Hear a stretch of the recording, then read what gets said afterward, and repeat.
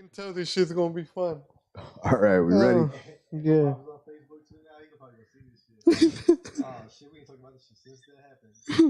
All right, let's do this, boys. 3, 2, 1. Hey, folks, welcome to Bouncing Brains. I'm Sean Hatfield. And I'm Freddy G. Joining us today is the great Keynote. Hey, yo, what it be like? It's Keynote live.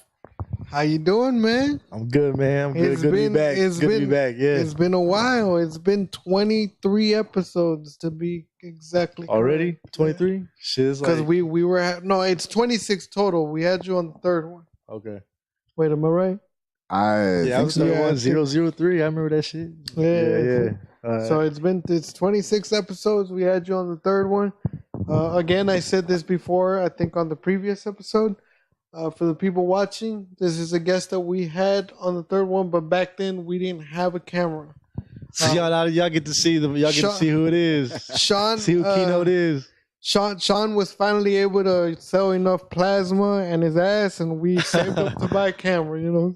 Donating plasma and shit. That shit fucked up. Hey, you see? Look at my arms right here. I look. Peep. See. No, that's heroin. I know heroin. Exactly. If I'm just chilling here, you look like I'm an addict. You know what I'm saying? Like, oh, she got track mark. Nah, that's plasma. Yeah. Being broke. You know what I'm saying? Broken shit Y'all doing seen plasma. y'all seen that video on YouTube where it's, Years ago. I'm cool now. I think it's titled something like couples see each other without tattoos, and they were taking pictures of them and then like digitally removing the tattoos off of them. And like they were showing this one chick her boyfriend's tattoos, and he's got like shit all up his arm. Yeah. And they remove it, and you can clearly fucking see the track marks. Damn, that's Damn. crazy. They still together? But then again, man, knowing how much fucked up, knowing how irresponsible some of those nurses are at the plasma centers, it's very possible the motherfucker was just broke for a long while. That's too long. That's too long. Because Dude, I got friends that have collapsed veins in their arms specifically from giving plasma. yeah, I had to do that shit for like I think 2 months back when like in 2010 before I moved down here. 2010. That shit's not for me no more. Like, I ain't even scared of needles and like that, but once you can taste that metal in your mouth sometimes. You know what I'm saying? Just think about that. Like, nah. So now I got this shit permanently. You know what I'm saying? Permanent. But Yeah. I mean, hey, whatever you need to do to get it done, right? yeah. Fuck, I was going somewhere with that. That vanilla Coke though. You talking about that vanilla Coke though? Oh, yeah, that, man. that Jack and shit. The What you saying? vanilla Coke with Jack. By the time I did want to throw this out there, I've been sober for 7 years and 10 months now. I don't drink anymore. I didn't relapse. I don't want y'all to think there's Jack in there. But yeah, when I used to drink, I picked up the vanilla Coke with Jack. Man, it gives it that sweet tangy kick to it. And I can't do Jack. I can't. I mean, I can. You know what I'm saying? But I never was. It's not a good thing. Nah, yeah, I never was. I never did brandy. I mean, I never did. What is it? Whiskey, right? Whiskey. Yeah. What is it? Is Jack and what's the other one? Jim Beam. Jim Beam. All right, yeah. so my pops drinks Jim Beam, right? So yeah, that Jim boy. That one night, it was like it was. We ain't never talked about this shit since. You know what I'm saying? It just this shit under the rug, right? You know what I'm saying? Like, daddy gonna watch. down here on Facebook. Shout out to Rick Arthur. You gonna see this shit, man. But yeah, you gonna see it, pops, man. So I'm just gonna tell a little funny story, man. That Jack, or is it that Jim?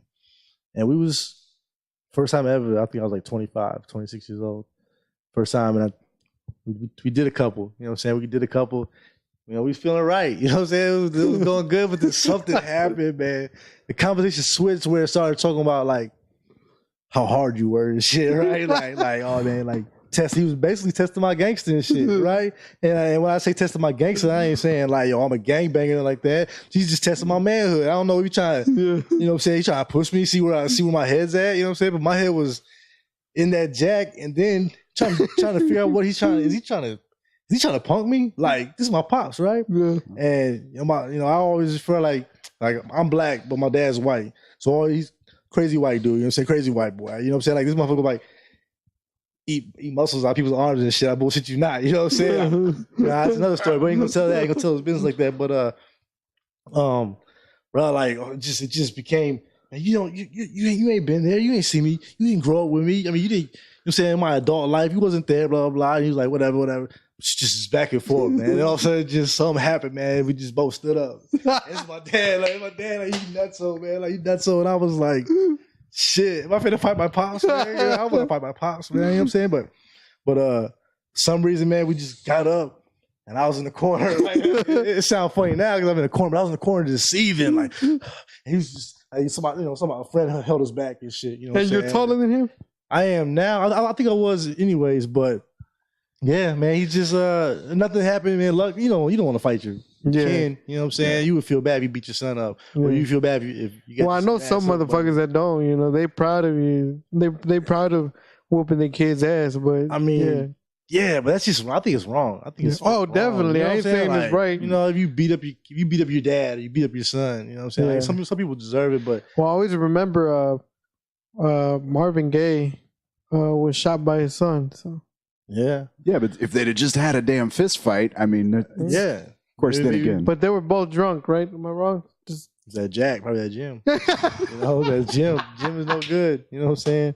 I ain't had Jim since, man. But like, it wasn't even. See, the thing is, it wasn't even nothing where it's like you gotta sort that shit out before you move forward. It was just like, what the fuck? The next day, like, dude, what the fuck was that? Yeah.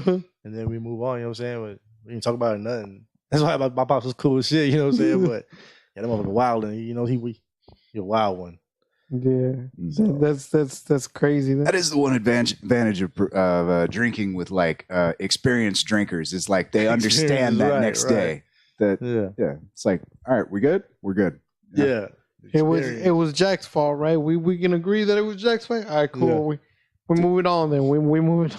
Dude, there's a fight I don't remember. I woke up with fucking bruises and all kinds of shit, vomit down my shirt, and I was roommating with a motherfucker, and I'm looking around going, what the fuck happened? Because the last thing I remember, we were kind of like, it was a bit of a dick measuring contest. We were like, it's like, you can't drink as much as I can. It was like, well, fuck you then. And I was already drunk, so we went, got a bottle of tequila, came back. Last thing I remember is this motherfucker dropping the shot glass into a Boilermaker and handing it to me. I was on the phone with Domino's, and I like told the guy on the phone, I was like, hold on a second. And I don't even remember finishing the conversation. I just woke up the next morning, like passed out, face down, vomit just on me on the bed. Yeah. I wake up, and there's a note underneath my doorway going, sorry about last night. And I'm like, oh, okay, it's about the drinking or whatever. I get in the kitchen, and I'm like, hey, man, what happened? He's like, we had a fight. I was like, what do you mean? He shows me his hand. Apparently he had tried to like get a chokehold on me, and I'd almost bit one of his fingers off. Here's the fucked up part. He's going, like he understands his girlfriend standing behind him staring daggers at me because she saw the whole thing go down. Yeah. Damn. That shit is crazy. Yeah. But it's that going like, yeah, man, if you're gonna drink, be careful, man.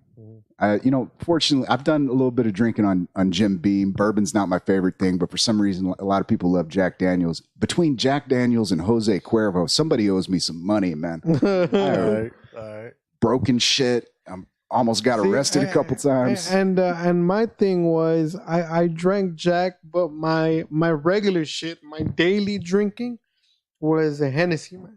I was a Hennessy. That cognac, I get that lime.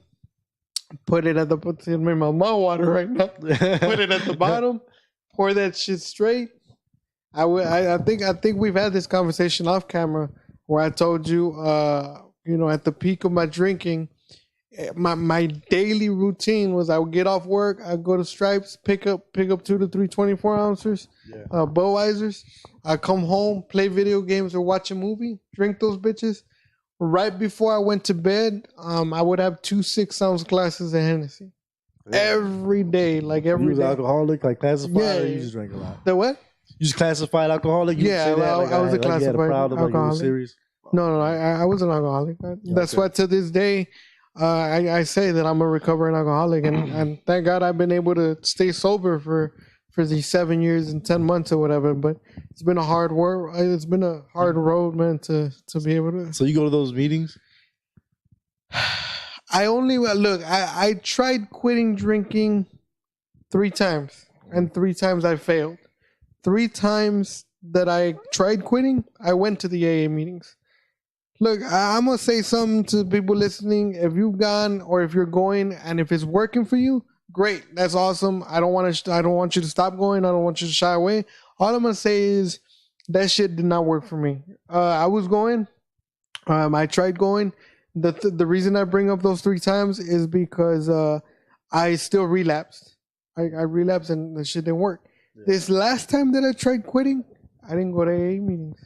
I just quit. I just quit cold turkey, and nobody believes me. Nobody believes me that I actually quit like cold turkey. I mean, I'm not saying it was easy, but I'm just saying I was able to manage it.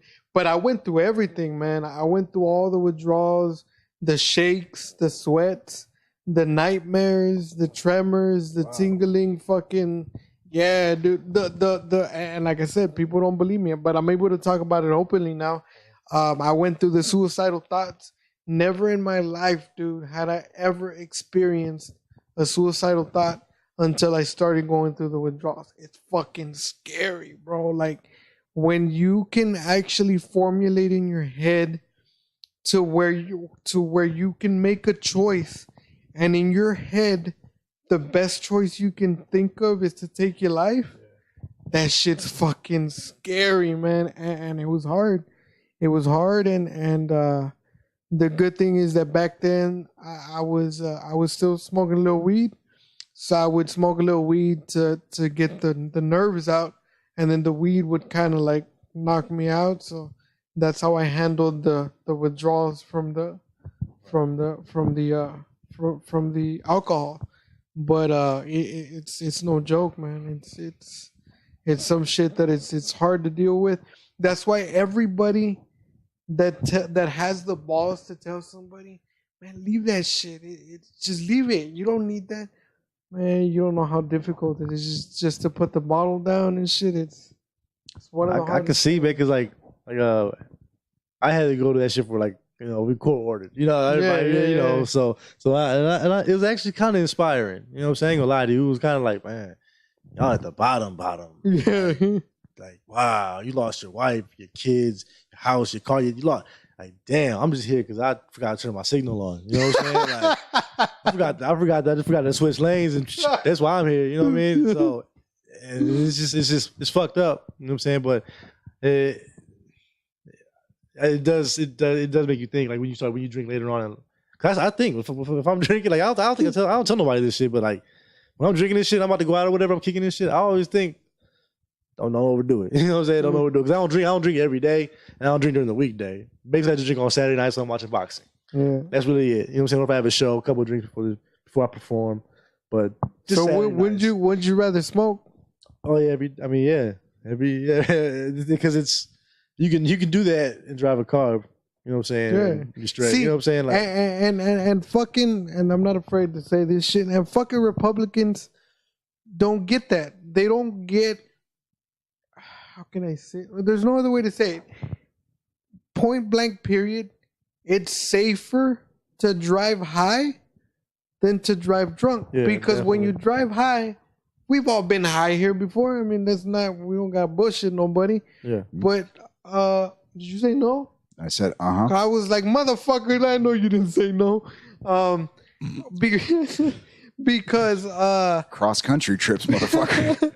because when you drive high, and it's scientifically proven, your mind is more alert because paranoia in a good way kicks in. Like you might feel like shit, but your paranoia is like, oh shit, I gotta go slower, stay in your lane. I know when I used to get like really high, I was driving and I would drive the speed limit. If it was 45, I was going 44, and I was like, all right, yeah, I need to stay in my lane. And that's all I was thinking about. Stay in my lane. I need a brake right. It's a red light. Don't go until it turns green.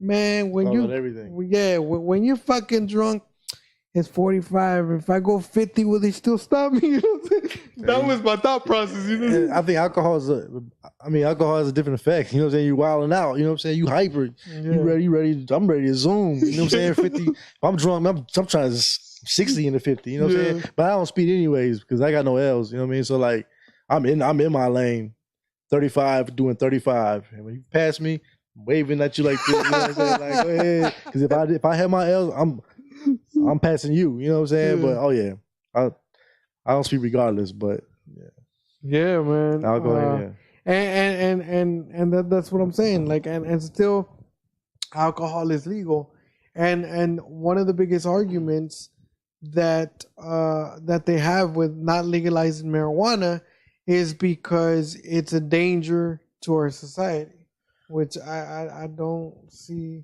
And my other rebuttal argument to that is, show me somebody that's died from marijuana use and I'll shut the fuck up. Well, look, man, I really think you're having the wrong conversation when it comes to trying to convince somebody, because the reason alcohol is legal, the reason that the 19th Amendment or whatever didn't fucking stick was because, like, culturally we have drinking. Like, it's even look, we've always had the people that are, teetotalers and shit like that, religious fundamentalists or just, weirdos that don't get drunk, whatever. But and I don't judge them for it, but they've always been there, but they've been the marginalized minority, and that's fine. Let them sit there and drink their tea and, poo-poo cigarettes and all that shit. Fine, whatever. But it's like everybody has drank. You know what I mean? Or if you haven't drank, you at least know what drinking is. There's a context for it. But I think only now, like maybe the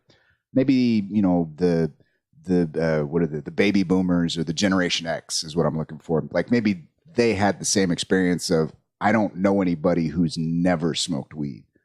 Maybe I know a few people, but we don't even have that conversation. I just assume everybody's at least tried it. But see, the thing with what you're saying, like going with like having the conversation, and you're right. I'm not saying that you're wrong about that. I think you do make a good point. But I think, and I believe, because I've actually held this conversation with older people, and I'll be straight up honest with you. I tried talking to my grandma, dude. My grandma's 79 years old. I tried holding this conversation with her.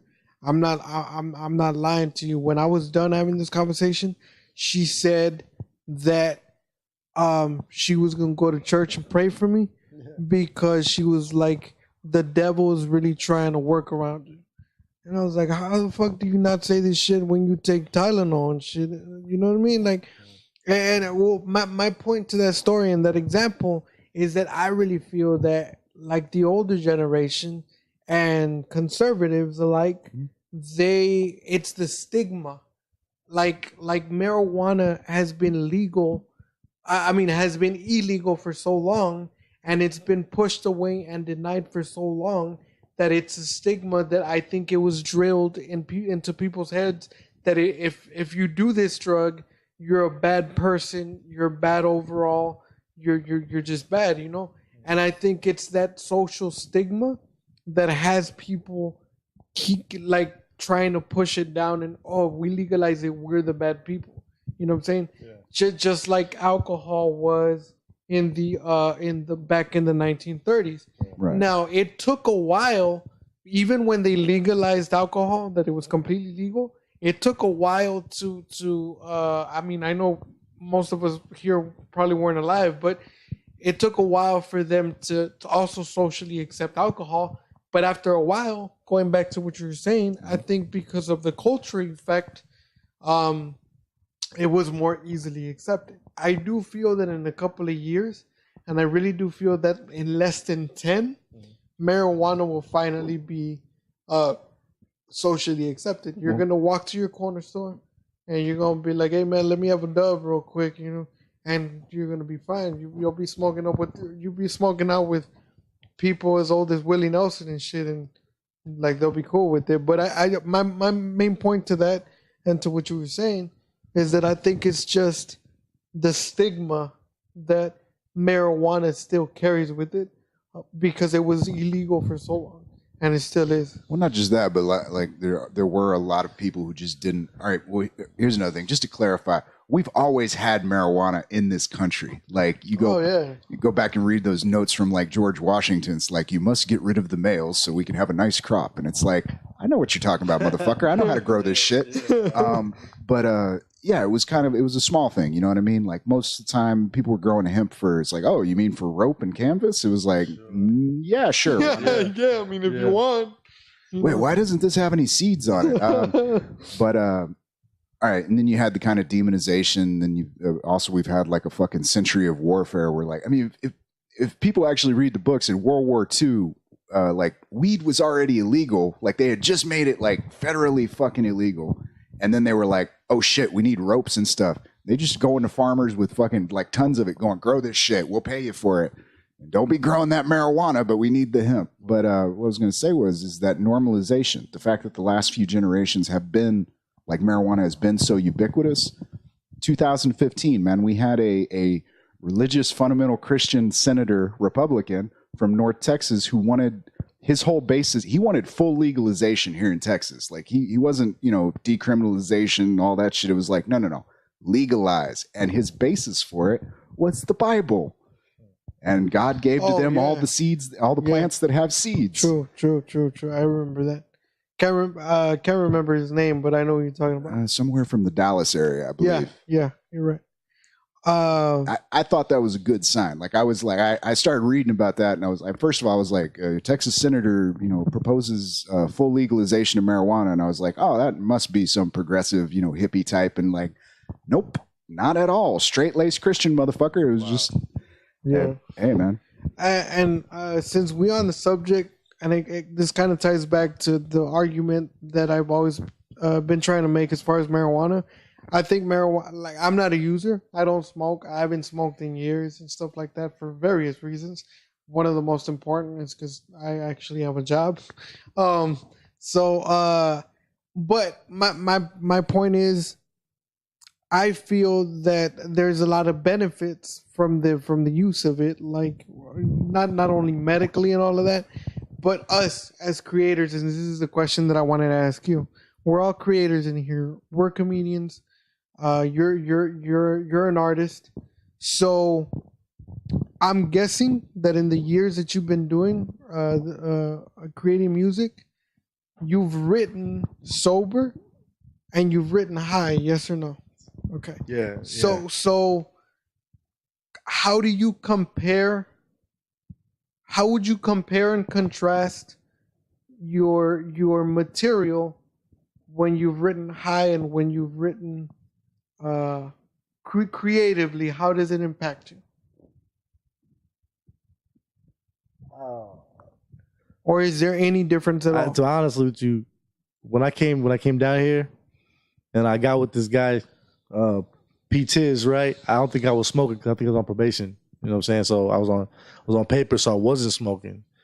So when I went to his house, I would record not high. You know what I'm saying? And it would be either something new I wrote or some old shit that I had, and I didn't think nothing of it. Right? My voice wasn't different. I couldn't really tell a difference. I didn't think nothing of it. So then I got off the papers. You know what I'm saying? And then got on the papers. You feel me? Yeah. So and I was still writing. And I would still have some old shit to record, and I would be in the studio. And now I would smoke something before I even record. I'd be like, let me just go outside real quick, like, But things when I'm in the studio, I don't bullshit. You know what I'm saying? Like I want to get in there and just record shit and then get out. You know what I'm saying? And then maybe I come through later on and help you mix this shit. You know what I'm saying? Tell you what I want. But right now, let me record something and get out. So like. I wouldn't be in the studio smoking and drinking shit and chilling like that. You know what I'm saying? I would go outside before I pull up. We cheap outside for a second. Then come. It's time to work. You know what I'm saying? And I don't see a difference, man. You know what I'm saying? Like I don't. So creatively, no, not really. Because it's my mind, anyways. You know what I'm saying? I feel like it's just me. It's my brain. So I don't need to be like alcohol and drugs, they stimulate your brain, they alter your thoughts and shit like that. But with the new music and shit, when people are popping the Xans and shit like that, and they're off that lean, that influences that type of music. Like you pop them Xans, you drink them leans and shit, and you're on that tipsy shit. You want leans, all that shit, or that type of flow, all the shit that's hot now. I'm still blowing trees and just chilling. You know what I'm saying? Like I'm chilling, writing real shit, or I'm writing some hyped up shit, or I'm writing some sad shit. Like I don't think it affects my thinking at all. You know? See, and it's crazy that you say that because, like me as a creator myself, like when I first started doing comedy, well, I was living in California. Living in California, the grass is greener over there. You know what I'm saying? So you can't pass up on that. So my point is, man, that I can honestly sit here and tell you that there were fucking jokes that I wrote high and I performed on stage and they killed, man. They murdered the fucking crowd. You know, I get off stage, come back home, go to sleep, wake up the next day. I would read my notes from the shit I wrote the night before, and I can honestly tell you, dude, I would have never written that shit if I was sober. There's jokes that I've performed that I feel I owe to marijuana. Like, because I would have never thought of that shit. Like, this is a crazy thing. And this is, I mean, I don't know if you know the difference or if you've ever actually seen it or experienced it, but at least for me, this was the difference between me smoking a sativa and smoking an indica, you know, because that's why I stay away from indicas, because they would always make me feel down and woozy and lazy, and I wouldn't want to do shit. So my thing was always the sativa, because I would smoke, dude, and I would get real high, right? And when I would get like, you know how you get real high, but like you feel like you've hit the peak and you can't go higher and you're like high out of your mind. So when I would hit that state of mind, I would start writing, and like I get all these crazy fucking ideas of like just crazy, just real crazy, and I would write them down, and as I'm writing, I'm cracking up myself. But I'm thinking, I was like, and then I would also think, I was like, man, if I wasn't on these trees right now, this shit wouldn't be half that. I'm thinking to myself, I was like, this shit wouldn't be half as good as it is. And then I would go perform it, and it would prove my point, like that it was funny. And then I would go back and write sober, and sometimes that shit, when I would write sober, it was a hit or miss. I would go on stage, perform it, and they might laugh, or I might not get shit. You know what I'm saying? But 90% of the time when I would write high and I would go perform it, even if I performed that material sober, but I wrote it when I was high, like it would always had that impact of like getting the laugh from the audience or whatever. So with me, it would affect like my creativeness, and I would look at the jokes and I was like, and then like the next day I would look at that and I was like, I wrote that shit. I was like, I don't remember writing that, but yeah, like. Well, to your statement about like kind of second guessing yourself while you're doing it, man. All right, there's the line from, and I know other people have said it, but Carlin's the one that usually gets quoted on this. But you know, write sober, edit. No, write high, edit sober. Yeah. And the idea, like more and more, I'm getting the idea that it's the. Because what weed does is it makes you self-conscious as fuck. That's why you get the paranoia and stuff, and that's why you're very mindful. Well, I don't get paranoia, though. Well, I think paranoia... You do. This is the thing.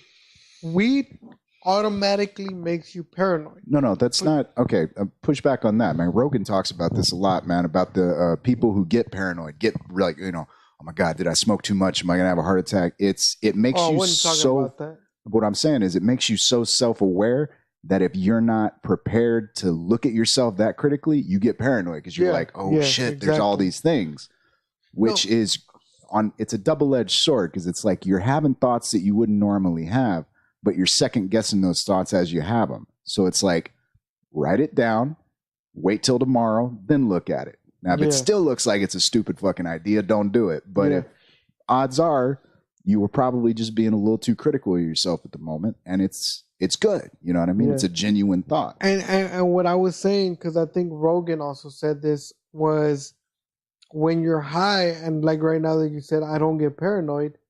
It's not that you don't get paranoid, because again, it's been scientifically proven that marijuana does cause paranoia, but people, depending on themselves, it affects you different. So what I'm saying is, just because you don't feel paranoid, it doesn't mean that you're not. All it means is that your body and your nervous system back to what Sean was saying, it has learned to accept it. So as long as your state of mind and your body accepts it, you don't feel paranoid. Yeah, because I'm cool. Yeah. So I mean, you're cool, but in your, again, to what he said, in your self-conscious, you are paranoid. But because you're used to that state of mind, you're cool. You're chill. Why do you think a lot of people make jokes about this shit? Why do you think that stoner people say there's no bad idea when you're high? Because when you're high and you're in that state of mind, nothing sounds bad. You know what I mean? Like that's why people take it that way. I mean, and going back, I mean, you may still be paranoid, but you're just used to being in that state of mind. Now, well, okay, so, to push back a little bit on that, man, because I was going to bring this into the conversation. Like, I've performed, not like fall down shit faced drunk, but I've performed pretty fucking drunk, and yeah, me too. It's even if it's material that I'm not 100% like, oh, like this is my best shit. I've gone up there and like just boom, boom, boom, bang the whole thing out. Fucking crowds laughing. I get off and I go, I did great. And I listen back to the recording. I'm slurring. I'm doing all kinds of shit. But it's that fuck it switch has been flipped, and I'm just giving it 100%. Yeah. Whereas if I was high, I'd be second. Even if it was the greatest material I've ever written, I'd be second guessing myself the entire way through. Like it's, you know, write stoned, perform drunk. Not the best idea in the world, but it does allow you to, you know, it's that self-conscious thing. To be honest, I was going to say, it kind of goes back to the whole conversation we'd had about depression, man, where if you don't have the mental toolkit to kind of recognize where your head's at, why am I kind of having this reaction to the situation, the scenario, what the thoughts that are coming in, because sometimes you react to your own thoughts. You know, you have a thought and you go, oh shit, why did I have that thought? Instead of being like, okay, I know, I kind of get where my mind's going with this. That's not the place I want to go, so I'm not going to go there. You know what I mean? You have that ability to pull yourself back and recognize it. Yeah. And that's the other reason as into why I'm not a user, but I do advocate the legalization of marijuana. To the point that you brought up, depression. Like, it had never mattered to me until I started dealing with it myself. So like, it's really fucked up. And all I'm going to say is like, it's way different when you take antidepressants. I've never taken them and I don't want to, because I've read a lot. I've done a lot of research on a lot of different antidepressants. The fact of the matter is that they fuck you up more than what they really do help you. So my point is, again, that with marijuana, it's proven to where, because a lot of the times, not unless you went through a traumatic experience, which is something that I went through, and I think that's where I developed the depression from. But when you don't go through that, all depression is, it's like it's a chemical imbalance in your brain, right? It affects your dopamine, which is what makes you feel happy and up and whatever. But it's shown that through marijuana is the only thing that you can use, and it actually automatically activates the dopamine that you already have in your body. What the antidepressants do, they create like and that's not exactly right, but I'm just giving you the overview. It creates like a synthetic dopamine in your brain, so they make you feel like you're happy, but it's not the actual dopamine that you naturally produce. So and then that's why you become addictive and dependent and all that shit.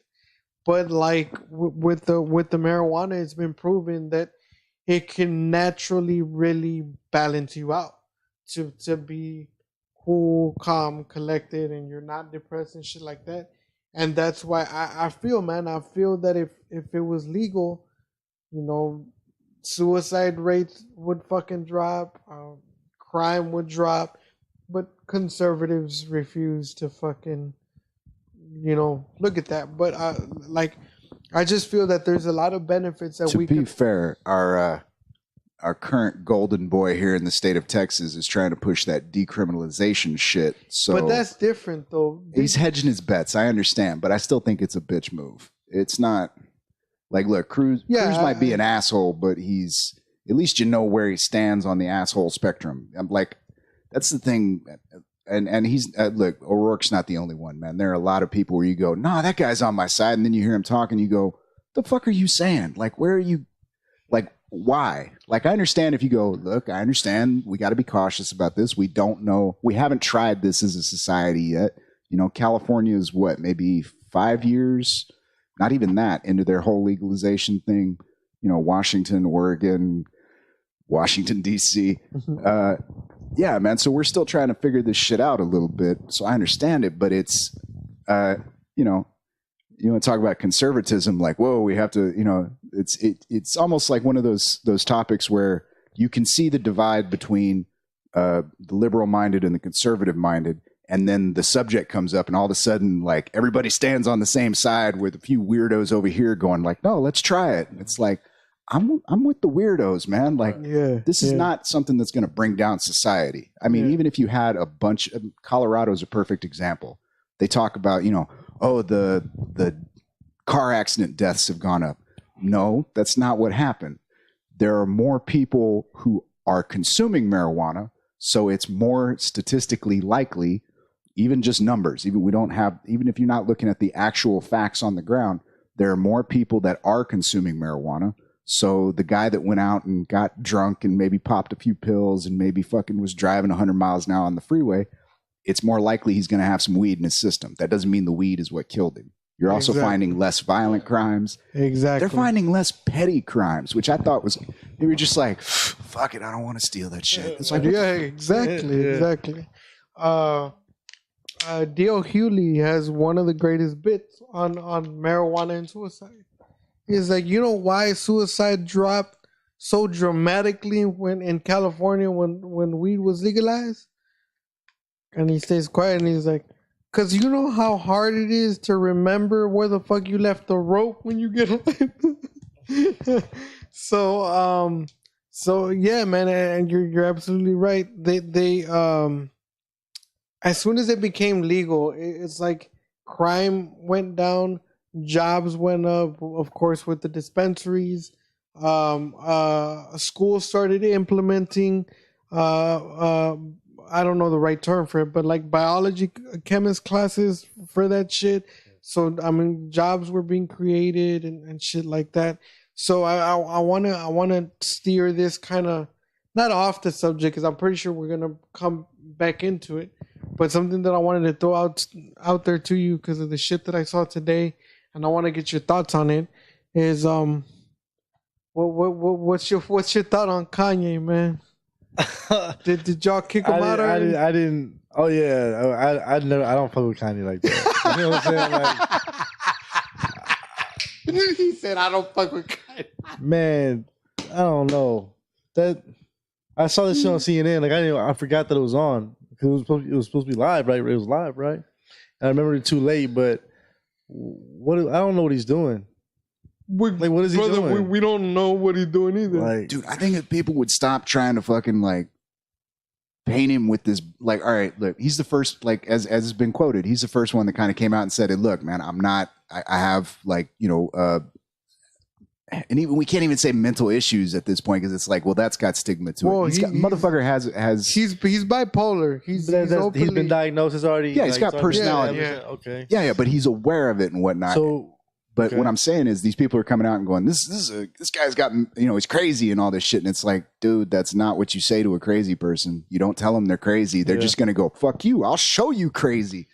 So I think a lot of this stuff, man, is him kind of like, all right, he came out, he did the little video with the MAGA hat on Facebook, and people were like, oh man, fuck you and all this shit. And it's like, just don't say anything. It's like, look, man, if it that upsets you that much, then go ahead and throw his albums away. I don't pay him no mind.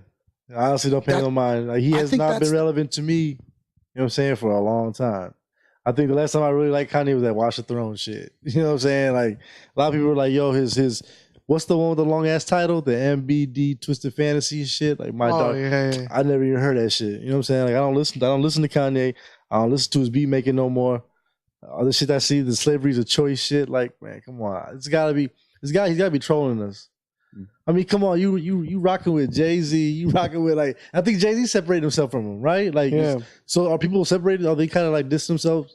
All right, this is one of the things I don't like about some of the. All right, Jay-Z's a perfect example, man. Like on social issues, he tends to come out, usually standing like right behind Beyonce while she's saying something, socially, uplifted. Yeah. But here's the thing: financially, that motherfucker's more conservative than any of them, man. I mean, you don't get that much. You don't make it that high in the business world. I mean, doing those kind of deals. And you can argue he's not the best businessman in the world. I mean, nobody even remembers what the hell that streaming service was called. But with the title shit, there you go. I'm still upset with that, man, because did you fuck around with that? No, but I like Jay. He's like my top rapper, and it's like I just got on the Spotify like a few months ago. You know what I mean? My man ain't even on there. You feel me? So it's like Jay-Z not on Spotify. It's that title bullshit. I'm not gonna sign up for that. I go to YouTube or something to some Jay-Z shit. Or I listen to my CDs. I still have CDs. You feel me? Like I do too. I put the blueprint in the CD disc. Yeah, but Amazon still has a lot of his catalogs. The Amazon Music.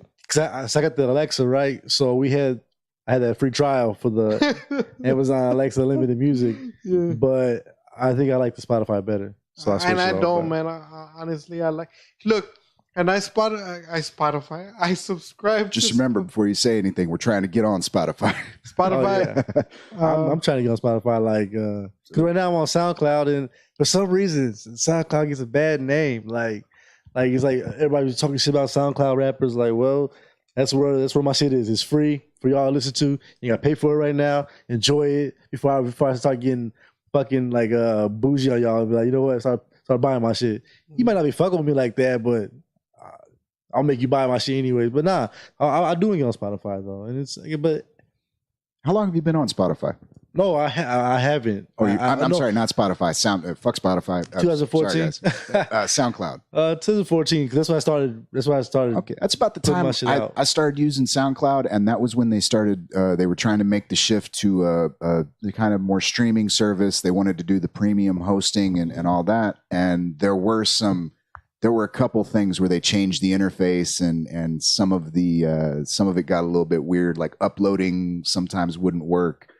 That may have been my internet connection, but I heard that from a lot of people, and I just I wasn't doing enough posting to the point where I just kind of stepped away from SoundCloud for a bit. But the people that I know that use SoundCloud on a regular basis, there was never a hiccup. They just kind of went, I don't really like that, but we're going to keep going. You know what I mean? It's kind of like YouTube. Like a lot of people bitch about they're demonetizing me and all this, and it's like, okay, but the people that are still using it and are using it well are still using it, so they didn't fuck up too much. Right. I feel like SoundCloud is fine. Like, but everybody raps though. Everywhere you go, somebody has a SoundCloud link. You know what I'm saying? Like, and it's funny because on Twitter, when a tweet will blow up, not mine, because my shit will never blow up on Twitter. You know what I'm saying? Like, the love I get on Facebook is not like the love I get on Twitter, man. You know what I'm saying? Yeah, me too. Like, I got like 15 followers on Twitter, bro. Yeah, but look though, like for instance, man, like. I need one of my tweets to blow up like 88,000. That's what I want. You know what I'm saying? So, but that's just like reaching, right? But we're going viral. That's what they call it, right? Right. You know, I want my shit to go viral sometimes. Shit, fuck it, right? So, but the tweets that really get love are the ones if I respond to somebody. You know what I'm saying? Like somebody will say something. Like for instance, I put the pin tweet that I have is instant love connection. That's simple. That simple, and it got like 2,000 likes on that shit. And it's like I don't want that shit to get 2,000 likes. That's not. I was responding to somebody else because it was some clip, and I was like, oh, that's an instant love connection. Boom, boom, boom. For like a weekend, my shit was blowing up. Like, oh, okay, cool. But it's that tweet. It wasn't no cool shit like, hey man, can't trust these bitches out there. So you know what I'm saying, some shit like that, or like some real shit out there. None of those tweets blow up. Some dumb shit always blows up for me. Yeah, you know what I mean. But every time. But the point is, what I see on Twitter is when something goes viral, someone's always like, "Yo, follow. Oh, you're here. Since you're here, follow my Instagram." You know what I'm saying? And it's always follow my Instagram, or someone will be like, "Yo, I don't got no SoundCloud link, but follow my Instagram, or follow my boys painting and shit." So every time I see that, I'll be like, shit, you ain't got nothing to promote? I got you. Don't even trip. Boom. Check my SoundCloud out. So I promote my shit underneath that shit. I mean, this is what I do. I mean, not all the time, but I don't know if it's bad or not. You see what I'm saying? Like if you usually go to a tweet and you saw 88,000, and right underneath that tweet is like you see Keynote G's too post some shit about his song. You be like, that's not, it ain't got nothing to do with the clip. So we'll keep moving. Well, let me check it out. Well, it worked. It actually worked for me a couple times. Like I got like 15 people like, oh, this shit actually bang. This shit's actually tight. Exactly. If you listen to it, it's tight. I don't put no bullshit out. You know what I'm saying? My music is dope to me. You know what I'm saying? And if you look, you click it, you'll see, he don't spit like these 2018 rappers, these 2017. He don't rap like this. He don't talk about this shit. He from the golden era. He from the platinum era. You know what I'm saying? That's my music. And people are actually surprised. I'm saying because a lot of people don't want to click on it because they don't know you. That and it's probably it probably sound like some Migos like shit. Everybody else. Yeah, it probably sound like some Drake shit. You know what I'm saying? That's why I don't click on people's shit. You know what I'm saying? I hate to say that, but I can kind of tell. Like, oh, you one of them. Exactly. Oh, you one of them type of rappers. I'm cool. You know what I'm saying? So I don't know, man. SoundCloud's all right with me. Like today, man. Today I read a headline on Facebook, and I didn't even click it because the headline pissed me off. And it said, and I remember the headline. It said, "Today, Lil Peep is changing the rap game completely." And I was like, "Who?" So I was gonna click it. And I was like, and then I was like, no, I think in my head I was like, I think his name is Lil Peep, and he's because I couldn't figure it out. I was like, so who's like who's the one that's been talked about? And I was like, I think Lil Peep is a rapper, and so then I was like, I ain't gonna waste my time with this shit. So I just I kept scrolling. Well, actually, but I saw, going to what you were saying, I saw that it had only been posted for like 30 minutes, dude, and it had like fucking over 50,000 fucking shares, and I was like, what the fuck is? I want to correct myself though, because I said that if I post my song underneath the clip, and people will be like, "Oh, it ain't got nothing to do with that clip," right? And so they keep scrolling. I actually try to make it do something with it. Like I'll kind of riddle it, like kind of like a riddle. Like for instance, just recently when the Yankees beat the A's, right? There was a clip that went viral of this New Yorker who dumped beer on an A's fan, right? You seen that? No. Well, he dumped beer on the A's fan, right? And it went viral, and people were like, man, who is this guy? You know what I'm saying? The A's reached out to the guy, you know what I'm saying? The A's fan. Right. They were in the Bronx, right? So this A's fan is in the Bronx, you know what I'm saying, getting beer dumped on him, right? So, you know, Twitter did his thing. Twitter was like, yo, find the dude who dumped it on him, find the dude who got dumped on. The A's were like, yo, here's a swag bag for you, you know what I'm saying? We found the guy who it is, blah, blah, blah. And it had a gang of views on it, gang of views on the clip. And I put underneath it, I said, because dude didn't have nothing to promote. He didn't have nothing to promote. He was just like, yo, we found the guy, blah, blah, blah. His follow-up tweet was, we found him, whatever, right? So shit, I said, you're going to promote? We'll check it, man. That's ironic because check my new track out. You know what I'm saying? Because my new track is I have an East Coast flow, right? The Yankees, right? The beat is a Bay Area beat, a hyphy movement, E40 type beat. Oakland A's, you know what I'm saying? Yeah. And I'm from the Midwest and I reside in the South. You know what I'm saying? So I tied it to that clip. You know what I'm saying? So people be like, oh, that's kind of clever. They might click on it. So I do make it kind of relevant to that, but it ain't got anything to do with the clip itself. Yeah, you know what I mean? So, I got you. Yeah, but I got you. But yeah, man, like that, like, and like you were saying, like if it's not relevant to me, like it's just. Like relevant as into like what you were saying, like the golden and the platinum era, like that was my music. Yeah. Like I don't fuck with none of these like century rappers. I mean, like we've had this conversation before. The only ones that I fuck with like from this era is Cole and Kendrick. Mm-hmm. Outside of that, I don't know why the fuck I was about to say Tech Nine, but Tech Nine is. I don't know why I sometimes associate Tech Nine with this era. He's way motherfucker's back. Still working, man. Yeah. And he's still on his independent grind. So and he don't make music. He don't make this music like today's. You know what I'm saying? So, which brings me to my next point, man. I'm really eager to hear, and I wanted y'all to discuss this with both of y'all, with Anti too, but he couldn't make it. Kamikaze, man. Eminem. The album Did it or do the it song? justice? The album. The album's called Kamikaze, right? Yeah. Have you heard it? Yeah, I heard it. Have you heard the whole album? Yeah, I heard the whole album. I actually enjoyed it. You know what I'm saying? Did it do it? Did it? Is it up to Eminem standard? I think so. Because everybody else thought that it wasn't. How can I mean? That's what trips me out, man. Because that motherfucker be spitting like I can't come up with no shit like that. You know what I'm saying? And he been doing it for years. You know what I'm saying? So for maybe because the last album there was a flop, Revival. they said, right? See, and that's another thing. But see, M says that himself. M calls Revival his album, like where he kind of like it fell. I honestly, and I stand by what I said the very first time. Revival is a dope album. I think the only stigma that people point out to it is the climate and the theme that it came out under. People just didn't feel like it was Eminem.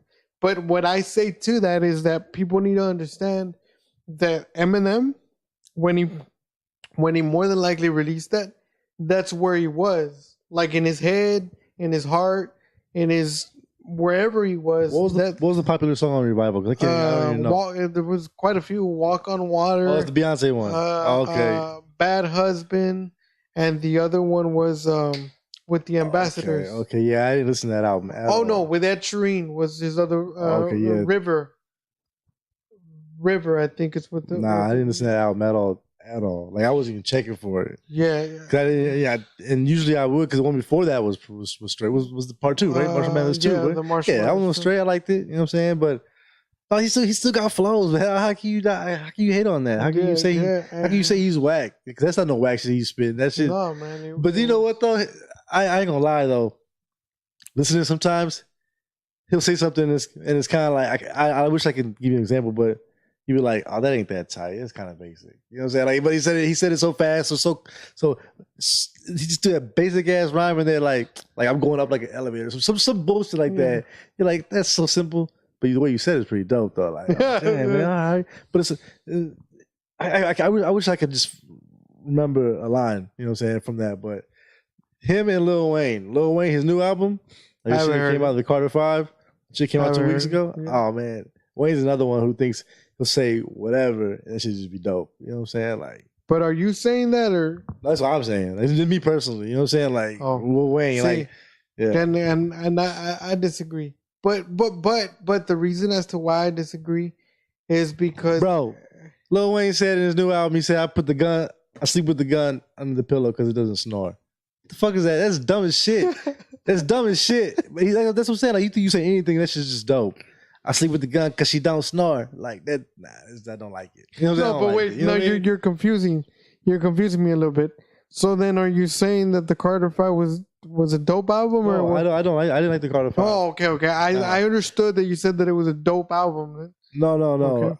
But I'm gonna go home and I'm gonna send you something. I'm gonna let you know. I'm gonna be like, yo, I'm gonna listen to Eminem album again. Be like, oh, that was basic. It was cool though. Yeah. And that Lil Wayne shit. Because I was gonna say like with what? Because this is what I was gonna say. That's why I say I disagree with you.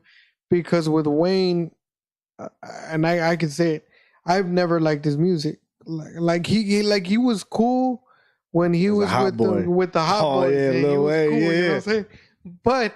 But I lost respect, and not just with him, with anybody, bro. Anybody that uses ghostwriters, I can't be a fan of you. You know what I'm saying? Because it's just. I just always felt, and I can honestly say this because I used to write music. You know what I'm saying? So, and I was very jealous with my material. Like, I would never let anybody write anything for me because I just feel that when you write something, and you can relate to this, when you put that pen to paper, that's your soul, bro. Like, that's you. Like, it's you putting these thoughts, these feelings, these things into this paper, and then you perform it. That's why. When you rap something somebody else wrote, like that's not you. That's my whole thing. It goes back to people stealing jokes. That's why I have no respect for people that actually have the balls to steal somebody else's material and use it as their own. Yeah. Like, because you're stealing somebody else's hard work. Like people don't know how hard it is to actually write a joke that works. You know what I'm saying? It trips me out when people be like, they hear my music or something, they be like, "Yo, you wrote that? Like you wrote that? Like, yeah." You know what I'm saying? Yeah. Like, why wouldn't I not write my own shit? And it's disrespectful. Yeah, you're right. I kind of feel like, damn, yeah, that's me. Like I wrote that shit. Like, why? Because I understand if we're in a studio, we finna record something, and I get your input. Like, hey man, how should I say this? You know what I'm saying? Like, man. Or you're like, you know what? Erase that line, man. Write this line instead, and you give me that one line. You didn't ghostwrite for me. You helped me. You gave some input. You helped me out. That's cool. I can dig that. But you get published, and that's all you get. You know? Yeah, but I can't give you a 16. Like here you go. You know what I'm saying? Or I can't get a 16 from somebody. Like yeah, I got you. All right, cool. And then rap it. That's not me, man. I'll be like, yo, of course I wrote that shit. Yeah. Going back to the Wayne thing. Ever since I heard that Wayne uses ghostwriter, I don't know how true it is. But nah, man, I can't really see him using ghostwriters. He might have had a couple or something, but no, his shit. When you talking about drugs influencing raps, that motherfucker is example A through fucking Z. That's him. You know what I'm saying? I'm sitting here trying to remember that one track that he did about where the whole thing was just a trip. Like he's just talking about fucking like floating in clouds and shit like that. He's weird. He's a weird motherfucker. Oh my god! I don't even know why we're talking about Lil Wayne, man. But look on Undisputed, like you know the show with Shannon Sharp and Skip Bayless. Oh yeah, they had Wayne on there a couple times, man. They did. Wayne is cool with Skip and shit, right? Like they're homies or whatever. But this motherfucker, man, is a weird little fucker, man. He's a weird ass bug, man. When he's talking to you about sports and shit, called him a bug like, for real, because he'll say some shit to you. Yeah. No. Yeah. What the fuck is you doing? Like, like, bro, like, nah, I'm dead serious, Skip. Saints got it. We were marching in. You know what I'm saying? It's like, oh, you trying to be too deep. You know, just stop it. No, just answer the question, man, or get off the drugs, man. Like, bro, like, dude, it's too trippy. I'm telling you, man. I'm telling you. Yeah. You're a weird one. It's hard to figure out, man, if that's that comes from like, okay, there's the whole argument, you know, you got too many yes men around you. They're just going, oh, that was deep, man. Yeah. But then on the other hand, maybe you're just hanging around with them rare motherfuckers that are just like, you know, I've been in those situations with dudes where you're just sitting around talking about some real benign shit and like everybody's just, yeah. It's wild. I was going to say, I saw a video a while back, a guy who, I forget what the word he used, but basically he ghost produces for people. Like he, you know, it's, you know, a producer will outsource something to him. Like, here's a track, put this together for me, and your name's never going to be on it, but I'm going to fucking pay you. And that was his whole point. It was like, look, you want to be the creative type. You want to have, if you're the type that has the ego and it's like, I want my name on my shit, this is not for you. But if you just want to get paid for actually doing this work, this is probably the way to go. And it made, on one hand, I was, you know, from the business sense, it was like, what you're saying is true. And there are a lot of motherfuckers that need to let go of that ego. You're never going to be the starter, all right? Yeah. But you can be on the team if you're willing to play for the team. Yeah. But I remember I grew up on a lot of like classic country music. And when you start finding out like some of the... I thought you grew up on Bone Thugs and Harmony, man. Motherfucker, I'm eclectic as shit. I've listened to some stuff that you would just stare at me like, why? But... yeah, there was a lot of the, you know, Johnny Cash, fucking Waylon Jennings, Merle Haggard, you know, Roy Jones, all these motherfuckers. But you find out a lot of these guys didn't write. Roy Jones? Huh? Roy Jones? Not the No, I'm sorry. George Jones. I forget. Roy Jones. Y'all must have forgot. yeah, Roy Jones. Body Hand Entertainment and shit. You know what I'm saying? Okay. That's Roy Jones Jr. Yeah, right. But dude, fucking... that guy was beautiful to watch back in the day, man. When you just light somebody up and you're like, the cameras weren't even capable of catching the frames in between. It just looked like he was teleporting. Clip that I never forget, man, and it's just when he knocked somebody out without looking. He literally, he was looking at he looked at the camera, stuck his tongue out. The dude literally ran to him, and he was just like, whap! And he was gone, like... That shit was yeah, man. Some shit that only Roy would pull off. Yeah, but as far as the music goes, man, you find out a lot of these guys who were, the greats of music, and it's like they sung other people's songs. They didn't write any of their shit. Yeah. I mean, and it's on the one hand you go, but they all admitted to it. They weren't going like, I was the one who did this. It was like, no, they're a singer, they're a performer. They're not necessarily performing their own stuff. But then the thing that always like stuck with me about that was a lot of the guys that were doing the writing for these guys were performers in their own right. So it wasn't like, here, I'll do some stuff for you and then I'll quietly, scuttle back into the studio. It's like, no, go ahead, go out, perform this song, put it out on an album. I'm going to be doing the same damn thing. You know what I mean? Same song. And you find out about these guys and they're great performers. I mean, for example, there's some songs that both Willie Nelson, Johnny Cash did they're known for these songs, but they were written by this like geeky little Jewish dude from Detroit. And that was always a funny thing because he's like this inner city kid and he'd wearing a cowboy hat and the boots and all that shit. And it was great to watch him, but you get to know these guys. Whereas like, you don't know who the ghostwriters are for some of these people, coming out, man. It's like they don't get the respect, I guess. And I'm wondering if maybe that's something to do with like, because there is that ego involved, man. Like, I've had this conversation with a couple of people, man. I think one of the reasons I've always been big into, say, Eminem, for example, I've had this conversation with Freddy as far as like, I haven't really felt the urge to go listen to some of the newer Eminem stuff because he's kind of, he's almost more involved with the drama that he's talking about now than he was back in the day. Like he was still talking about, other rappers and fucking, his personal life and, people's response to his music and all that, but it was almost with like a flippant, boisterous attitude. It was like, oh, I'm gonna talk about you and then I'm gonna forget about you and I'm gonna go do some other shit. Whereas something I said to a friend of mine about he was trying to push the kamikaze thing on me. He was like, dude, you gotta listen to these tracks, man. And yeah, man, fucking artistically masterful shit, but just that tone's off, man. There's no joy in it. You know what I mean? There's no.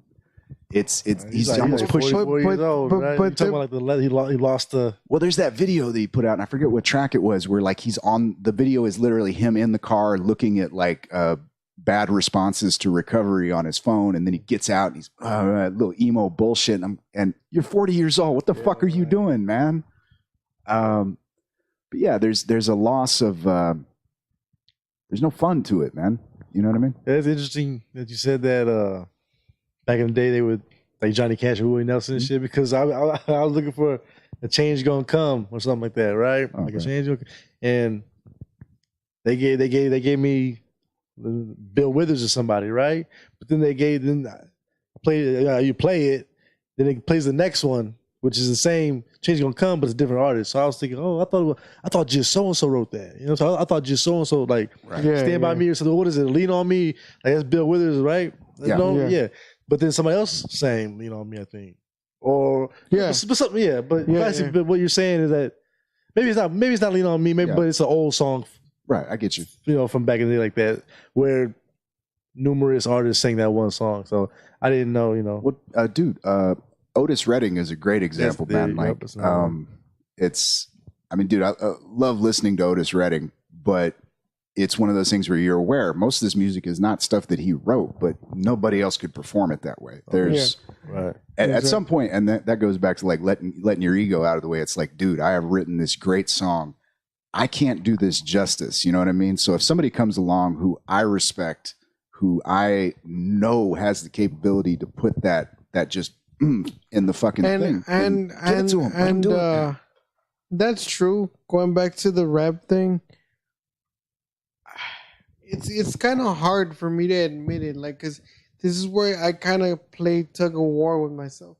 Because what you're saying is also absolutely true, and the thing that I could relate it to is like in rap, when rappers fucking write these hooks that need to be sang, that need to be sung, but they can't really sing, so. Rest in peace to the legend. So who would everybody go to was Nate, because Nate could sing the shit out of a hook. You know what I'm saying? Right. But he couldn't write for shit. Like Nate never wrote. You know what I'm saying? All he did was sing. I don't think he ever claimed he could, though, man. Yeah, no. I'm saying, yeah. Nate himself would say like he's not a writer, but I mean, nobody could sing like he could. So that's why, like fucking 50 Cent, fucking a bunch of different rappers, when they wrote and they needed this specific hook to be sung, that they would go to him because only he could perform it that way. And I do think about it, especially one of the songs that I never forget, the 21 Questions. When 50 wrote that song, he says it himself. He's like, I tried in my head, and a lot of people don't know that I tried in the booth so hard to sing that hook myself, and I just couldn't. It was just so it wasn't attractive. Yeah. So that's why I took it to Nate, and this motherfucker did that in 2 takes. That was it. You know what I'm saying? And I spent weeks on that shit. You know what I mean? And but yeah, like going to what you're saying, man. So you can write some dope shit, but if it needs to have that melody, that melodic touch to it, and you can't do it, you don't want to let your ego get in the way and be like, oh, fuck it, I'm going to do it because I wrote it or whatever. But then it's going to sound like shit. So, you know what I'm saying? And then Nate turned that into a classic. It would have never been what it is. I feel that it would have never been what it is if it wouldn't have been for him. You know what I'm saying? And it was also the recognition of what he was able to do for other artists. Yeah, that exactly. I mean, it was never like fucking like, oh shit, what happened to Nate Dogg? It's like, no, we know exactly where he is. He's working with 20 other people this week, man. Yeah, but exactly. I was gonna say, you brought up Tech Nine. Y'all listen to Chris Calico? Yeah. He's another one of those guys. He can sing his fucking ass. Though, right? That's his artist though. Like he's with Tech Nine, right? Yeah. Okay, He started off. I heard of him. I just don't listen to him. He started off doing the same thing. He was singing the hooks and the background, the backup vocals and all that. But he's got his own albums at this point. He's got a couple out. He's got some good fucking tracks. And as far as I know, he writes. That's his stuff. But it's going back to what I was saying as far as the reason you kind of think of Tech Nine as still being current in the scene is because he's working with people. I mean, literally working with people. He's not like standing in the fucking studio, producing other people. Yeah. He's on the tracks. He's going out there and doing shows with them, bringing them in, doing collaborations and stuff. And they're all working with each other. You know what I mean? Like it kind of goes to that I think we briefly kind of talked about this last time. You gotta meet the people that you're working with. You know what I mean? It's like, it's one thing to have like, a nice little friendly, competition between your contemporaries. But on the other hand, you do also have to have that kind of sense of like, oh, if I need somebody good, I'm not going to not call that person because I don't like them. It's like, no, I like them. I respect them. Fuck it. Hey, man, we're doing a thing. You want to come down and do this? Get them in there. Fucking put them. And not having that ego of kind of going like, well, I don't want to offer it to him because maybe he'll think it's not, I just want him to sing a backup on a song. It's like, nah, man, if you're talking about somebody who's genuinely creative and likes making creative shit, you call them up and go, dude, I got something that I really think would be good for you. I'm going to send it to you. Let me know what you think. And if they're being honest with you and they think they can do it, then they'll fucking do it, And if they don't do it, you go, oh, I'm never calling that motherfucker again. But it's being aware and being a participant in the creative scene itself. Yeah. So like, I mean, and I think that's one of the reasons. All right, like Jay-Z, Dr. Dre, a lot of the older rappers, even E40 to a certain extent. Every once in a while, he'll get down and on some tracks with some people, and it's like that's always fun. You know what I mean? Some song comes out featuring E40, you go, ooh, let me listen to it. Let me see what he's doing. And I think another reason, as to what you were saying earlier, as to why these great rappers are still relevant today. Something that I've noticed that they've all have in common is that these dudes still put in the work themselves. Like, for example, Tech Nine. Tech Nine is one of the few that does everything himself. I mean, I think he has a publicist and a manager. I think that's all he has. Yeah. Other than like the marketing, the promoting, the merch sales, like all the tours. Well, the tours is handled by his manager, but like all that shit he does it himself. Like he said it himself. Like every time I want a feature, I'm the one calling. I'm the one knocking at the door. I'm the one sending the email. I'm the one sending the music. I'm waiting for the reply. Like he's literally out there. Ice Cube, same thing. Every time he puts out a record, like he records. He goes to the producers personally. I was like, hey man, what do you have? What can I use? What can I buy from you? When he wants features, he personally calls him. He reaches out. What my point is that a lot of these rappers, I feel that because they're still putting in the work themselves. That's why they're still relevant, because when you're still stay true to your art because you love it, you're still giving it that love. So as long as you give that love yourself and you don't have a mistress, meaning like the corporate world, the labels and shit, because nobody's gonna treat your material better than you. You know what I'm saying? Because it's you. If you give it to a label, they don't give a fuck. All they give a fuck is, can I sell it? And will they give me money? You don't give a fuck about your material. But when you put it yourself, that's why I believe they're so relevant. The new cats, Cole, Kendrick, these people, they're new, but same thing.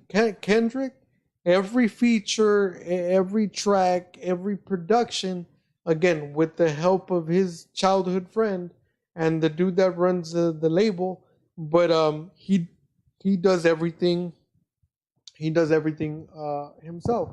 And I don't know, to kind of compare and contrast, I don't know if you noticed with all the other new people, they're regular and popping and shit, but in a couple of years they fizzle out. Yeah. And why? Because at the turn of the century, I feel that the industry took that dark turn to where they let corporate America take over the artistry of these people, and like it just they were taking too much control of the artist. That's why everybody says that they love their independent grind. Yeah, it's a lot of work because I got to do everything myself. But you know what they reap and they take in, they all keep, because it's like it's all theirs, you know. And but my main point is that when you still have hands on so much, and you're doing it because you love it, it's always going to be fruitful. And Tech Nine said this in an interview, because they asked him, how is it that you've been independent your whole career, you've never fucked with a major label, and you're still so relevant? And the interviewer was like, I ain't trying to dig into your pockets, but I know you got deep pockets. And he said, it's because I've been behind this grind and I've never let off, and I've never let anybody else dictate my career or my music. So I feel that's just the best way to go. And this ties into us too. I feel that as far as comedy, that's how I kind of came with the idea of like us putting our own show together and trying to get out there, because I feel that if we apply the same thing to our scenario, I feel that that's what's going to make it work. Because if we get out there and we push it behind and we give it 100%, it's like our baby, and nobody's going to treat our baby any better than us. You know what I mean? Yeah, man. So, And just to put this out there for people listening, and I mean, I think this is something we all, as creatives that are doing our own shit, our own promotion, our own creation, the whole fucking thing, man. Shit, I almost went too deep there. I think I lost thought. What I was going to say was, man, there are more avenues to do those things. You have the ability to go on Twitter and reach out to random people, man. Like, I mean, I think a lot of I know I stopped myself a couple of times where it's like I could jump into a conversation and maybe in some way, you know, and then there's that thought in the back, like, ooh, if this gets a response, maybe they'll come look at my shit. And then like, again, it's the second guessing. I'm sitting there fucking smoking a joint going, oh man, I don't want to do that. That just seems fucking, it's like, no, pussy, just join the conversation. And if it naturally comes around to you getting a response from it, then joyous day. If it doesn't, man, at least you participated. You know what I mean? Yeah. But what I was going to say was I was listening to a comic who, he's a very conservative comic, but because of that, he's got himself into a position where he has to do his own tours. He has to do he's releasing his own stuff. But he was talking about the Netflix comedy that's been coming out lately. And he's like, look, man, you either have to be neutral as fuck and never touch on any of the, you know, the hot button subjects, or you have to play to the crowd. You know what I mean? And unfortunately, the crowd is more often than not, you know, let's all, you know, social progress and all that. It's like, okay, sometimes, I mean, look, you can be the most open-minded, caring person in the world, but every once in a while you go, that's fucking stupid. Shut up. You know what I mean? There's that response of genuine, like, we were just talking about that outside. We were just talking about that outside, like the whole political correctness, like. You can't say this, you can't say that, but to what you're saying, like, where does it stop? Where? And again, I'm not afraid to say this. Where can you, as a creative person, put a stop to somebody's bullshit? Like, why do I have to let you, the audience member or whoever that person is, that doesn't dictate my material, something I wrote? Like, where do I put a stop? Like, why do I got to listen to you? You didn't help me write this. You didn't help me put it out.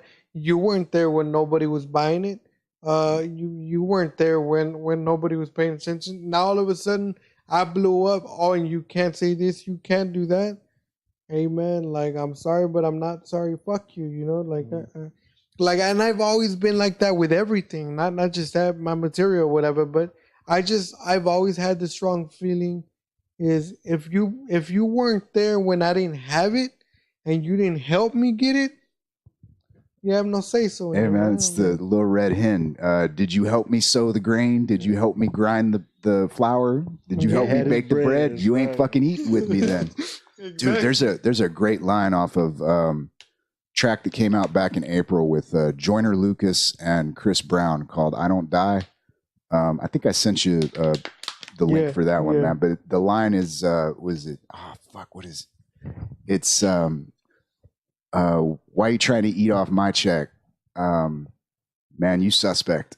It's I'm not doing that justice, man. But like, just the delivery of that line, because it's like, man, you suspect, and they kind of give it a pause, and they're both looking at the camera, and it's like, yeah, man. And Joyner Lucas is one of those guys. Is like, it's hit or miss sometimes, man. Sometimes I was expecting a little bit more off that track that he did with Eminem on Kamikaze, because I was like, oh fuck, he's got Joyner Lucas on there.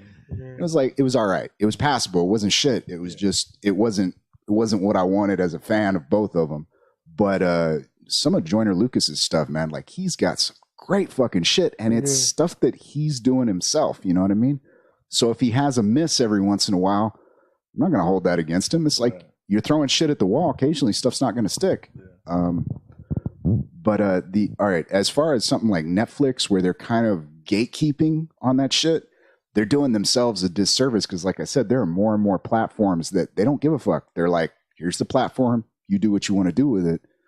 And you're completely open. There's nothing. If you get a fan base on there, nobody can stop you from getting from. I mean, we can have that discussion about, like, you know, people getting deplatformed for shit, but I think there's going to be a backlash on that. All right, there's going to be repercussions from that, not necessarily like, you know, people protesting, but it's just like, I'm not going to use your service if you're not going to give me, if you're not going to allow the artists that I'm favoring to put out their material, then I'm going to go follow the artist. I came on here because you had the people that I wanted. Like, if you don't have the people I want, I'm going to stop using your service. Like, if Spotify suddenly tomorrow decided to dump all of the...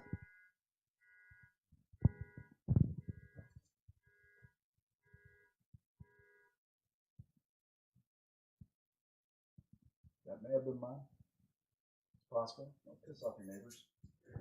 Sorry about that, folks. You want to Check it? Yeah, I'll go check it. Fine. You can cut this out, right? Huh?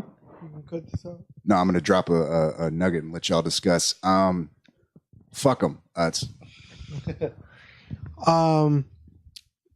To your, I wanted to ask you, man, and I think we touched on this a bit before, but two things with your music and your material. Do you think that you have a responsibility when you put pen to paper and you put something out? Like, do you feel, I don't want to call it a burden of responsibility, but do you feel a sense of responsibility of, like, do you think when I release this, will it affect somebody? It just depends on the topic, really. Well, yeah, It depends on the topic, like. But do you think about that? Like, has that ever stopped you from releasing something? Is what I'm saying. No. Okay. If I feel something, I'm gonna put it out. It's just, that's what you're supposed to do. You want to get something off your chest. But obviously, if I won't put nothing out that offend somebody. You know what I'm saying? I am conscious of that. But we don't know, right? And I'm saying we as in me too. Like, we don't know. Like you just said, if I put it out, it's because that's what I feel and I want to put it out. And you might not be doing it with the intention of offending somebody, but just because that's the way you felt, it doesn't necessarily mean that you're not going to offend somebody. So that's what I'm saying. Do you feel do you ever think of the responsibility of, like, maybe I shouldn't either maybe I shouldn't put this out like this, or maybe I should say it differently? I haven't really had any songs like that yet. Only one which would be considered something to talk about, and that would be the Storm Brewing track. Yeah. I have a song called Storm Brewing, and in it discusses the N-word and shit down here. In general, really, it doesn't matter here, but it specifically does target here because that's where I'm at, right? And that one could be a song where I think, like, maybe I shouldn't put this out because I am outnumbered down here, or, I am the minority down here. So if anything was pop off, I'll be by myself, You're out of your element. And if Anti was here, this is probably where we would butt heads about the nigga shit. You know what I'm saying? About the N-word shit. Cause I heard what he said. I heard what he said. Talk about niggas, some evil shit. Like, I only say it to bad people, you know what I'm saying? Like, negative people. Like, look at them niggas over there scheming. All right, okay, well, look at the niggas over there chilling, playing basketball. You know what I'm saying? Like, niggas, to him, that's what that means. So he might be okay calling a white dude or a Mexican dude or a Chinese dude a nigga because he's evil or whatever. Nah, niggas, like, check this out. I bullshit you not. Styles P has a song, right? It's called White Niggas or something like that. And he says, white boy in hip hop, you a nigga too, right? So in that song, though, he said something about niggas' behavior. And I was thinking to myself, man, I didn't like that. Because to me, nigga is not a behavior. You know what I'm saying? And even Bill Cosby tried to say back in the day that I guess nigga was a behavior, And so I tweeted that shit. I said, Styles P said some dumb shit he said some dumb shit on his album talking about niggas' behavior. And I went to sleep, right? The next morning I woke up and he responded. He quoted that shit and said, we on a different frequency. You know what I'm saying? You maybe you don't understand or whatever. And I'm like, damn, how come I didn't see this last night? Because I would engaged in it. You know what I'm saying? Well, help me understand why niggas a behavior. Why you think it's a behavior and shit. Because somebody else jumped in the conversation too. Like, but that's exactly my point, and that's the only thing I was trying to bring up, and not necessarily with that, but I want to relate this to everything, and I want to. This is for us here and for the people listening and watching and shit. Like, this is my problem. Like, and I want you to continue after this, but I wanted to point it out. Like, It's fine that you feel that way, and it's fine that he feels that way. The problem that I have the whole thing is that why isn't that we can't have that conversation? Why can't we have that dialogue? You know what I'm saying? Like, why is it that now I feel that now socially it's not socially acceptable? You can't even, whether you're against it or for it, it feels like you can't have that dialogue anymore. So the way I feel is, if I can't have that dialogue with you on something that I disagree with you, how am I supposed to be educated? Like you just said, like, help me understand why is it that you feel that way, and I'll help you understand, as long as we respect each other as people, because we could do that because we grown, you know. So if you know, just help me understand that. And it goes the same thing with other social things that we had. It's like, now you can't talk about rape. You can't talk about that, because if you talk about rape, oh, they just Me Too'd me or whatever. I'm not saying I'm gonna rape somebody. I'm not saying that I'm for the people that sexually assault. My heart goes up to those people. But just because I said it, I didn't do it. I'm just talking about it, and I'm giving my opinion on it. Like, why is it that there's that stigma now to where you can't even talk about it? Like, and I feel that the only thing that stops us from, it stops us from having that dialogue that'll help us, I believe, to get to a better place. Me understanding you, why you feel about that, the way that you do, and you understanding me as a person, why I feel about that. Even if at the end of the day, we can agree to disagree, but I mean, at least that dialogue is happening, and we're being educated as to why, either for or against. You know what I'm saying? Same thing with the word fag. You can't say fag anymore. You know what I'm saying? You can't say retarded anymore. And I just refuse to let that be the driving wheel behind, like, you know what I'm saying? Like, when we all, well, not you. I was about to say we all have kids here, but like we have kids, you know. So how am I supposed to explain that to my kids? You know, hey man, we live in a free world, but you can't say this. We live in a free world, but you can't do this. You know what I'm saying? So in my kid's mind, when she's able to speak later, she goes, you know, Daddy, but why? What the fuck am I supposed to say? And all because, and then you know, like, because the way society's going, it's gonna be like, oh, look at him talking to his kid about the N-word, or about being a fag, or a retarded person. It's like, I need to be able to explain to a 5, 6, 7-year-old, like why, you know what I mean? But I don't want to be the same thing. The whole sexual assault conversation. You need to be able to have those dialogues and those conversations so that we as people can, like, get to a better place. But go ahead, and then it was just about putting something out though about that Storm Brewing shit. You know, like, did you get any pushback from it? Yeah, yeah. Share.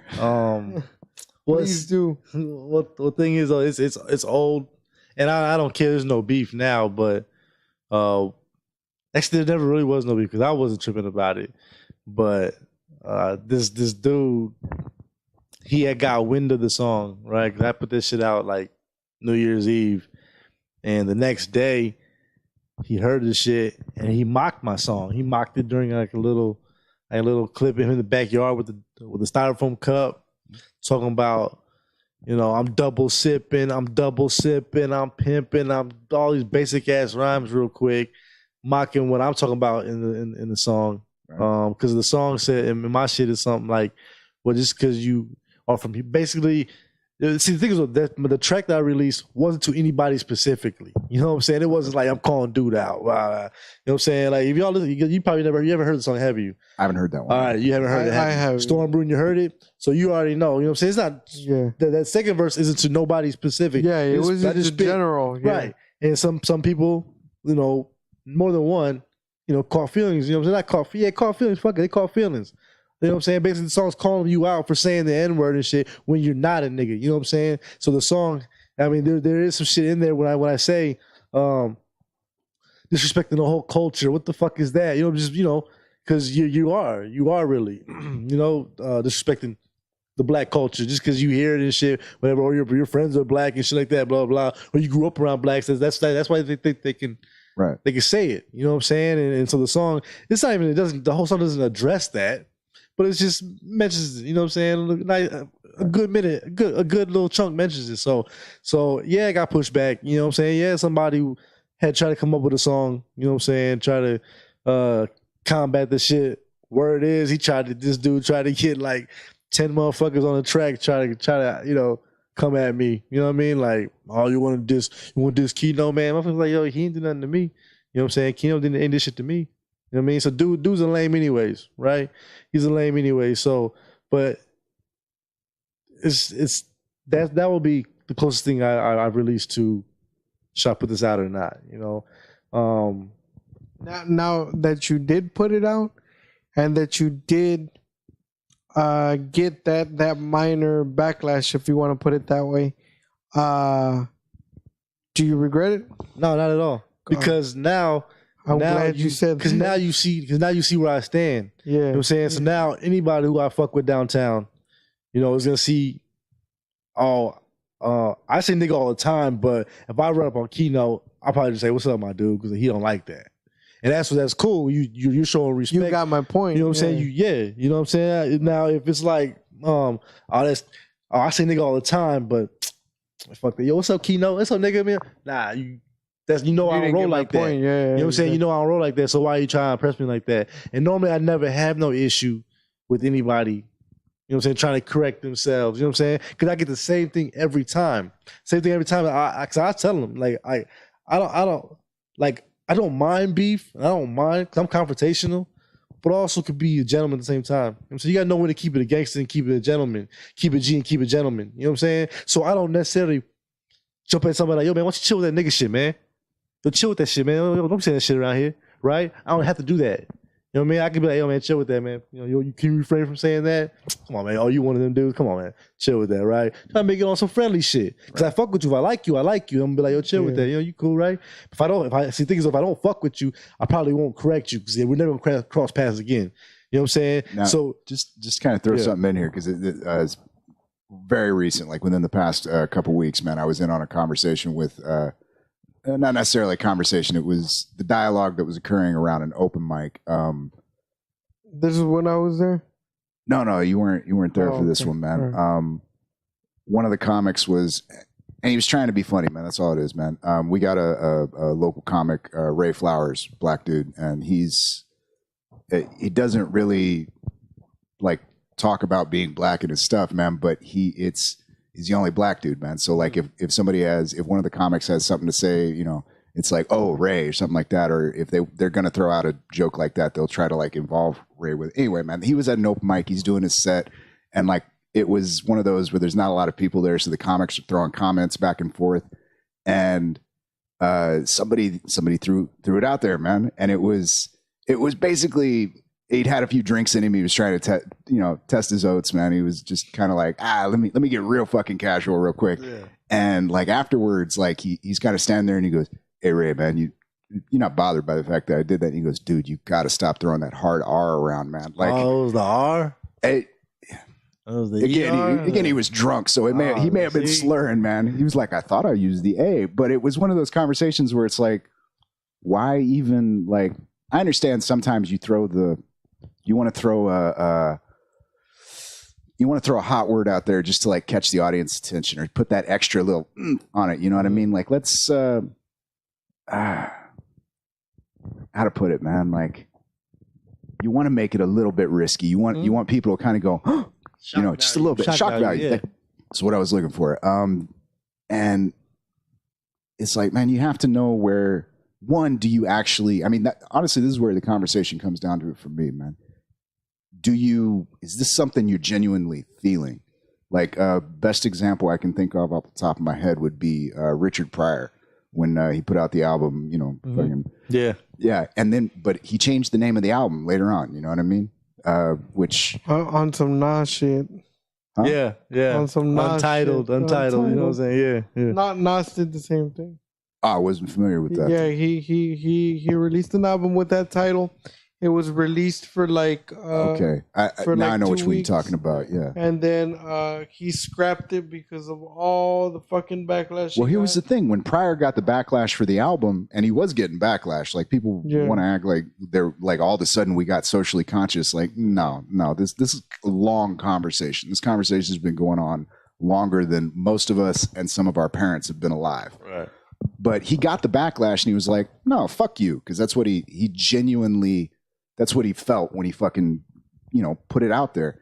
But then, what was it, 5-6 years later, he re-released the album, fucking, changed the title on it and all that, because he genuinely didn't. I mean, I think he even came out and said, "He's like, I don't want to use that word anymore. Yeah. Like, it's not. I don't feel that anymore, so I don't want to use it." Which, I mean, that I can respect the fuck out of. Which, as opposed to somebody who kind of. Again, going back to somebody just kind of throwing it out there casually, it's like look, how to put it, man? Again, I'm all for the idea of getting a little risky sometimes. Throw the shock factor in there. Make sure they're paying attention. You know what I mean? Give them something to kind of think about. Not something deep to think about, but something to kind of like, well, if I make you question this, maybe you'll question the rest of this shit that you didn't have a problem with the rest of this. Right. But now that it's like, wait a minute, did he mean what I thought he meant? And then they got to go back and look at it and actually pay attention to what the fuck you're saying. That's cool, man. I mean, that's a genuine tactic, artistic tool. It's a tool in the box.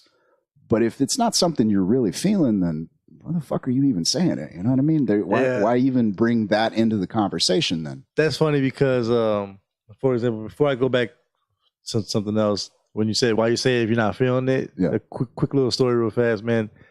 It was my first show that I threw at Tropicana, right? When I was still working over at Total Performance, and this guy, I met him for the first time, right? And he performed, and, and he was saying the N-word during his set, and it just didn't sound right? It just didn't. It seemed forced, right? And it just didn't sound right. He's putting nigga at the wrong time and shit. You know, like, you know what I'm saying? Like for instance, like I'm chilling on my nigga couch. Like, what? No, I'm chilling on my couch, nigga. You know what I'm saying? Like, I be putting it in the wrong set, wrong spots, right? So it's like come on, man. It don't sound right while you're saying it, right? So then when I finally took this music out the next day, when I was like, oh yeah, this dude, let me hear what he's talking about. That same song did not have the N-word in it. You know what I'm saying? It just flowed. You know what I'm saying? But when he got live, it was like, let me say it and shit. You know, let me like, it don't sound right. You know what I'm saying? Yeah. So back to what we were talking about, man. Whenever I bring up the people, you know what I'm saying? I don't want to say check people, you know what I'm saying? But you know what I mean? Like they always say the same thing. They always say, "Oh man, I'm not racist." Well, I know you're not racist. You're not saying it in a racist way. You're saying it with the A at the end, and I still don't fly. You know, so I'm still not feeling it. You know what I'm saying? Or it's I grew up around black people. You know what I'm saying? Like that don't matter. You know what I'm saying? Like not every black person feels that way. You know, they ain't gonna let you say that shit. You know what I'm saying? So I luckily though, like when I do, I never have to go too deep into. I never have to defend myself really on why not to use it. Usually they're just like, oh, okay. You know what I'm saying? Like, you don't like it? Okay, my bad. Like I can't control what you do outside. You know what I'm saying? Outside of your crib and shit. Have you ever honestly, either directly or indirectly, been disrespectful to somebody else, like in that manner? No, like in what manner? Like in a racist manner, or just but you didn't mean it. No, like even if you didn't mean it, like whether it be a white person or like me, for example. And this was a long time ago. I was like 17, 18 years old. Long story short, I didn't know that it's not cool to call. You're not Italian, are you? No. Okay. It's not cool to call Italian because I was going to ask you something, but maybe I don't know. Hey, man, my family slept around a lot. There might be something back in there. I don't know. You're not supposed to call Italian people Guido. All right. I didn't know that shit, you know what I'm saying? So in the middle of the conversation, I said, and I made it double worse. I made it way worse. I said, yeah, man, this Guido motherfucker. Yeah. And You then, put like, Guido motherfucker together, huh? Oh, yeah. And the dude's uncle was full-blooded Italian, bro. And I didn't know that. This dude went off, you know what I'm saying? Like, but I mean, have you ever seen an Italian get heated, dude? I mean, I thought this dude was gonna get the mob and shit, you know what I'm saying? So he licked, and then he had some drinks in him. So it was just bad combination. and they call each other that. Yeah, right? but you know what I'm see, saying? And we call each other nigga, Yeah, right? exactly. And then Mexicans call each other way, right? Yeah. So like I don't know if I told you this shit before, but like if I was to go to Phoenix, and I know Way's not racist, right? But if I was to go to Phoenix or some shit, you know, coming from the Valley, and I go to Phoenix, I'm sitting with some essays or something, some Mexicans, we chilling and shit. I'm like, yeah, Way, you know. And I start saying that shit, and they're like, but don't be saying that. I'm not gonna be like, why, man? I was saying it over there. I'm like, oh, okay, y'all feeling that? It's out of respect thing. That's like a man thing. You know what I'm saying? Like a civilized human being. You know what I'm saying? You're right. You don't have to question somebody when they ask you. They just asking you to respect them. Right. Like, respect me as a man. Respect. Like, look, if you can't respect me as a man, that's your thing. But at least, like, we people respect me as a fucking person. I'm just asking you, just like that. That's my whole point. There should be a discussion about this, but there shouldn't be a discussion as in why I gotta respect you. Right. Well, I mean, not unless you're being a complete dick, like the president, like that dude. I have no respect for him. Period. You know what I'm saying? And even if he asks me for respect, it's just not gonna happen. You know. But not unless you're on that level. I mean, if we some regular people, and first of all, that's the way I was brought up. Yeah. You give people respect so that then you earn their respect as well. You know what I'm saying? So I'm just asking you to respect me as a person, and there shouldn't be a discussion of like why. Yeah. That's why I hate when people ask the why, like the why I can't say the N-word, why I can't say beaner or whatever. Why I can't call you wetback? I was like, dude, well, first of all, you're white. Second of all, I mean, like, what for? I mean, if you're saying yourself you're not being racist, because it sounds funny, it sounds cool. Well, it might sound funny to you, but, you know. Yeah, that's shit. Yeah. Well, let me throw this in here because I've kind of been working, and this is one of those things, man, where you kind of have those conversations with yourself, man, about like, again, it goes back to like, if you recognize that you were doing something like, say, previously, that I mean, we all grow up at some point and you go, I was doing dumb shit, you know, whatever.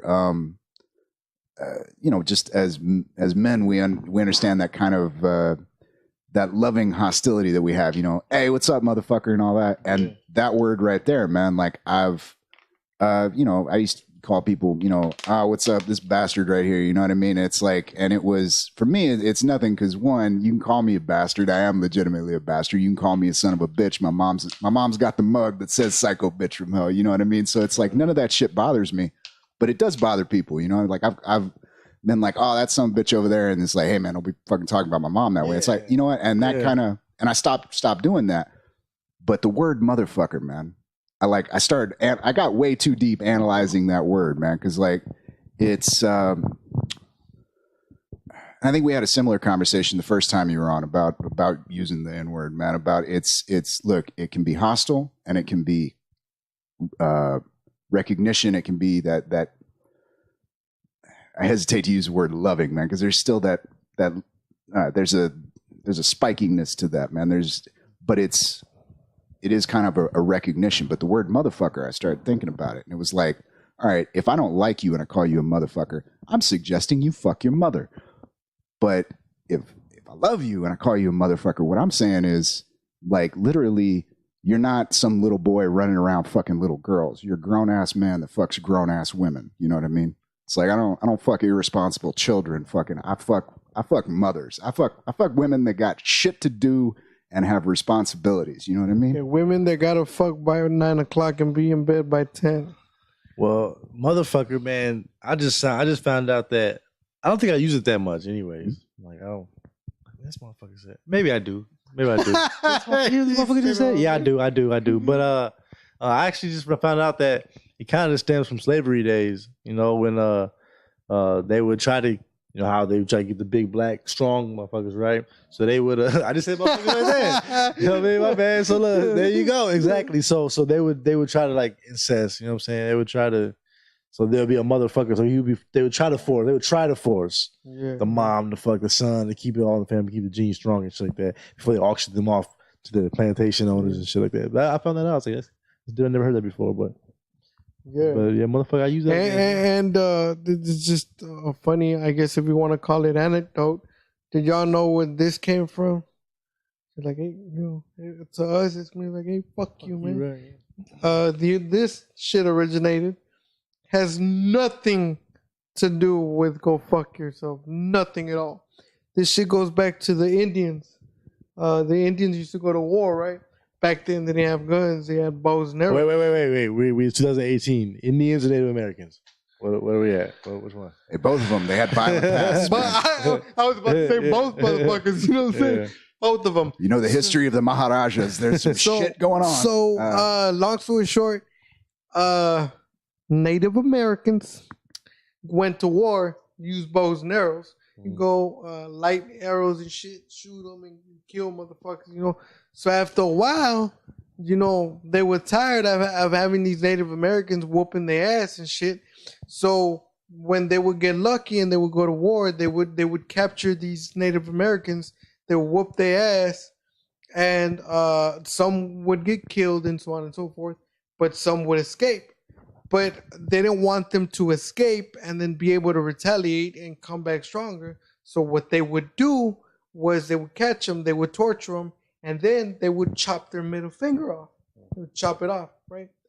The reason as to why they would chop the middle finger off is because if you don't have no middle finger, you can't fucking grab. The strength point. Yeah, that's the strength point for the throwing the bow and arrow, right? So that's what they would do. So then, they would go to war or whatever. After a while, the Native Americans caught on to that shit, so they would tell people, hey, man, don't fuck around and get caught, because then they're going to cut your middle finger off and shit like that. So they would go to war or whatever. They'd be going to war, and they'd be fighting, and the Native Americans, to kind of get back at the motherfuckers that they were going to war with, they would kind of be like, they were fighting or whatever, and then from afar, they would retreat or whatever. They would be like, hey, and they would do that. But what they were saying was like, hey, bitch, you ain't got my finger yet. I still got, and that's what the fuck that meant. By the way, I like that version, man, but that's one of those apocryphal things, because there's another version as far as, the English, when they do the two fingers, like it's supposed to mean fuck you as well. I didn't know it. This is... don't tell me that, because I'm gonna walk around doing this. Hey, man, I came out of the 90s, man, throwing it. You know what I mean? You walking out of a room, you're like, peace, bro. So I'm mindful of that every once in a while. But actually, there's video footage of Winston Churchill in World War II. V for victory, and the entire country is going. That's not what that means. But there's a story that goes back to when the English were fighting the French, and the English had the longbows that could do like 1,000 yards, and the French had the short bows that could only, they weren't as long, so the English would just hold back and fucking just pick them off from a distance. Same thing, they would bust the two fingers. So every time the fucking French would, roll away, they'd be like, "You ain't got them yet." Yeah. So that's one of, dude. There are some of those stories that just kind of follow. As long as the cultures are even similarly, vaguely similar, there's that overlap on shit. But, hell, man, I was listening to the origin of the word okay a while back, and they were talking about it being it was basically like LOL currently. It meant all clear or all correct or something like that, it was basically the hipsters of the day, trying to make up their own little slang or whatever. But, that shit is funny when they make up slang. Who's in charge of that? Making up slang, you know what I'm saying? Whoever wrote Ebonics and shit just... I mean, because there's words that... Well, you brought up the word check, man, and there's a couple like those, man, where it's like, if it fits, it fits, man, because like Honestly, I kind of, I don't use it very often, man. But when I do use it, it's like that's what I meant. It's I'm letting you know you need to check something that you just fucking did. You need to re-examine the shit that you just capping. Capping. Okay. That's a new word everybody's using. It means lying. Well, it's been around for a minute. No, capping. It means lying. Like, man, you capping. He's not outside, is he? You know what I'm saying? Like, yo, you hit the lottery? Yeah, I didn't know. You capping. I found that shit out like last week, 2 weeks ago. Twitter and shit. You know what I'm saying? Right. Instagram, that lingo, like, who's in charge of creating that word? We know we're gonna say this for 2 years, you know? Everybody that uses fucking lit and lit used to mean like the parties. The lit was like lit, like I'm lit, like oh man, I'm drunk or the way I understood. That's all I always knew it. Now it's that shit lit, yo. You know what I'm saying? Like the fuck, like. Yeah, so I'm not trying to catch a DUI. No, that's not what we mean. Yeah, man. But where I was going with that, this whole conversation was, I just feel, and we've had this conversation, but not with you. I just feel that as a society, we've decided to give words empowerment, and I think that that's where we failed. We gave bitch empowerment. You know what I'm saying? When we all know what bitch really mean. You know what I'm saying?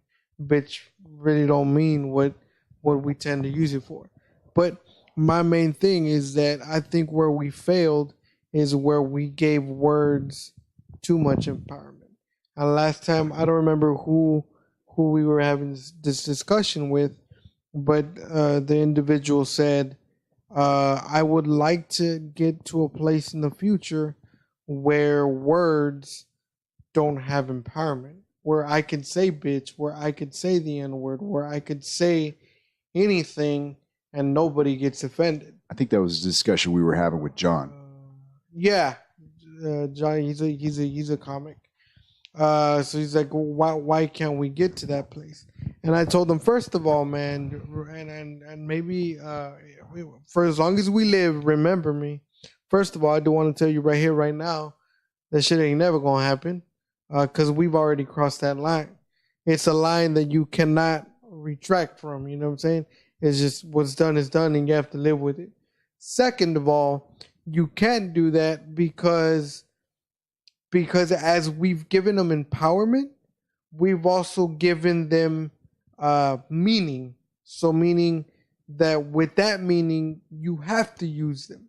Now, as you were saying, you can refrain or substitute using a certain word then in a way, and I'm going to say this, and a lot of people don't agree with me, or using a word that does not belong to you, or that you don't have a say in saying it. You know what I'm saying? And it goes back to the respect thing. But it's a double-edged sword. Fortunately and unfortunately, those words are going to continue to be used. But I told them the only thing that we can change and do differently, and it goes back to the whole thing we're talking about, is learning to put that respect first. Whatever the fuck makes you feel uncomfortable, as long as it doesn't interrupt my art form or your art form, us as creators, it's cool. Because I don't retract to what I said before. People have approached me and said, hey man, I feel you shouldn't say that joke because of this. Well, I'm not going to change just because you feel that way. I didn't do it with that intention. That's the way you took it. I apologize for that, but I don't apologize for saying it. You know what I'm saying? But as long as it doesn't come to that, we can respect each other and we can understand it. Hey man, this bothers Keynote, this bothers Sean, because out of respect for him as a man, like I'm not like him. He gets bothered with uncreative mayonnaise jokes. You know what I'm saying? He said, I don't have a problem with a mayonnaise joke just fucking be funny about it. And I can back them up on it. You know what I'm saying? I really can. I do not have a problem with a cripple joke. Just be fucking funny about it. Make me laugh. If you can make me laugh with it, we cool. You don't have to see. And this is the other thing. After you say it, don't apologize, because you just took the humor out of it. Right. If you were like, this is crippled, and you're like, ha, I'm sorry though. Well then, fucking never mind then. You shouldn't. Don't apologize for it. But point is, mayonnaise crippled. Be funny if you're gonna do that. You know what I'm saying? Which is cool. It goes back to, as long as it doesn't impact the creativity on it. So I mean, it's cool. Real quick, man. We both wearing Air Forces. Black ones. Your Chucks have nothing to do in this conversation. We're wearing Air Forces. Leave them right here, all presentable and shit. What's good with the whole protest of it? You think the Nike protest? Yeah, man. You think we slightly disagree on it.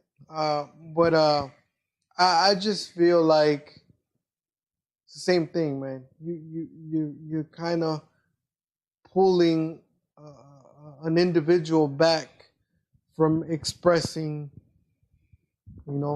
his social stance. And I get it. It's a job. You got hired. Do your job. Shut up. I kind of get that point. Who? Talking to who? Kaepernick.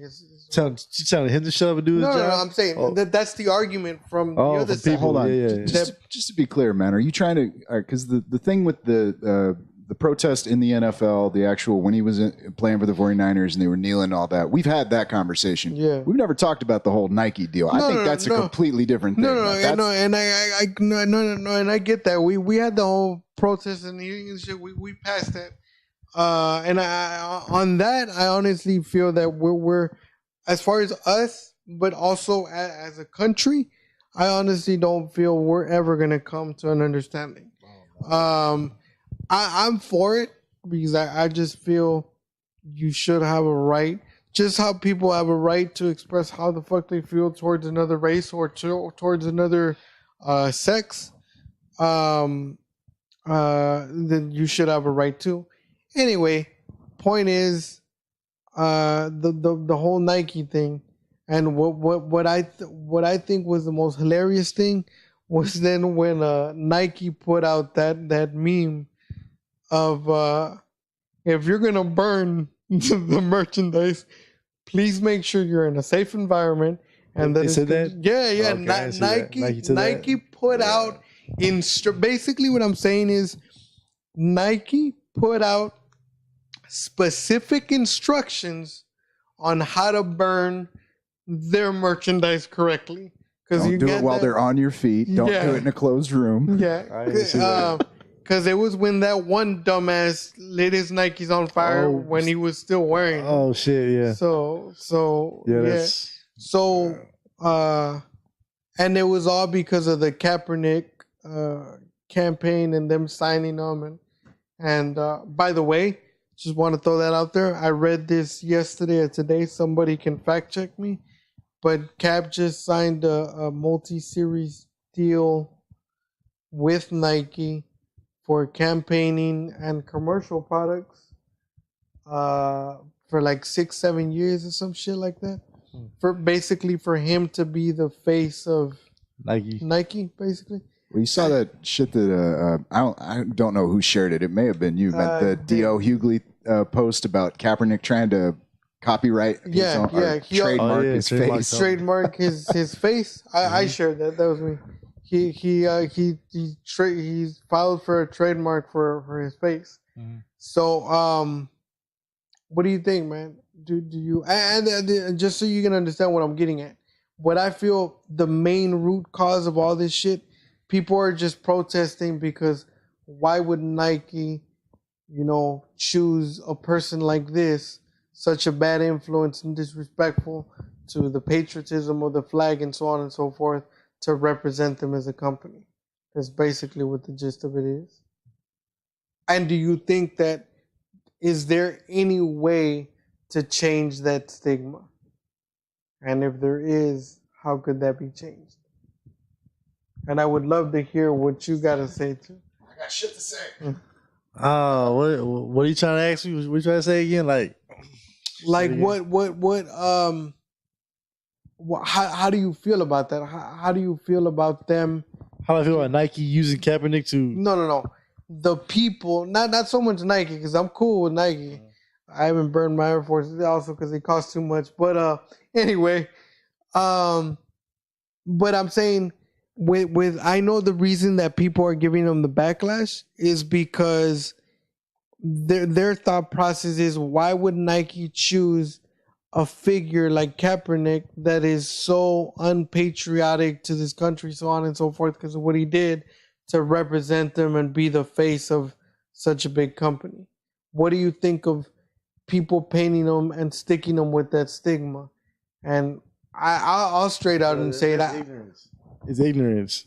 I think how so? If I understand what you're saying, if I understand it correctly, that's ignorance from that side of the people who are not seeing the big picture. They're not seeing why he's the face. You know what I'm saying? They're not seeing why he's doing what he's doing, why other players in the NFL are doing what they're doing, why other people are speaking out. That's ignorance. Like literally this country is super, super it's divided. You know what I'm saying? It really is. Like it's you're on one side or you're on the other side. Yeah. You know, we're on the shut your black ass up and go play ball. Don't speak on none of that bullshit. And we're on the, hey man, he's more than just an athlete. You know what I'm saying? He's more than just an actor or whatever. Like we're literally it's two. I feel like it's two. You know what I'm saying? It's the ignorance of saying that are questioning Nike's judgment. Like if you notice, Nike shit went up. You know what I'm saying? It didn't hurt them at all. You know what I'm saying? And that's why I felt that Nike, in a sense of mocking them, that's why they released the instructions on burning their own fucking merchandise correctly. So, but go ahead. Be fair, man. I think that Nike's cynical as hell. They don't give a fuck. Yeah, they've never been. I mean, it's been decades since you could consider them a U.S. company. You know what I mean? And so going like, oh, how could they be unpatriotic? Unpatriotic to which nation, motherfucker? Exactly. Because Nike sold worldwide. So I think it's unfortunate that Kaepernick is the one that ended up being the face of that, man, because more and more every time that motherfucker opens his mouth or makes tries to make some kind of statement, he's not a smart man. He's just not, man. Like, it's all right.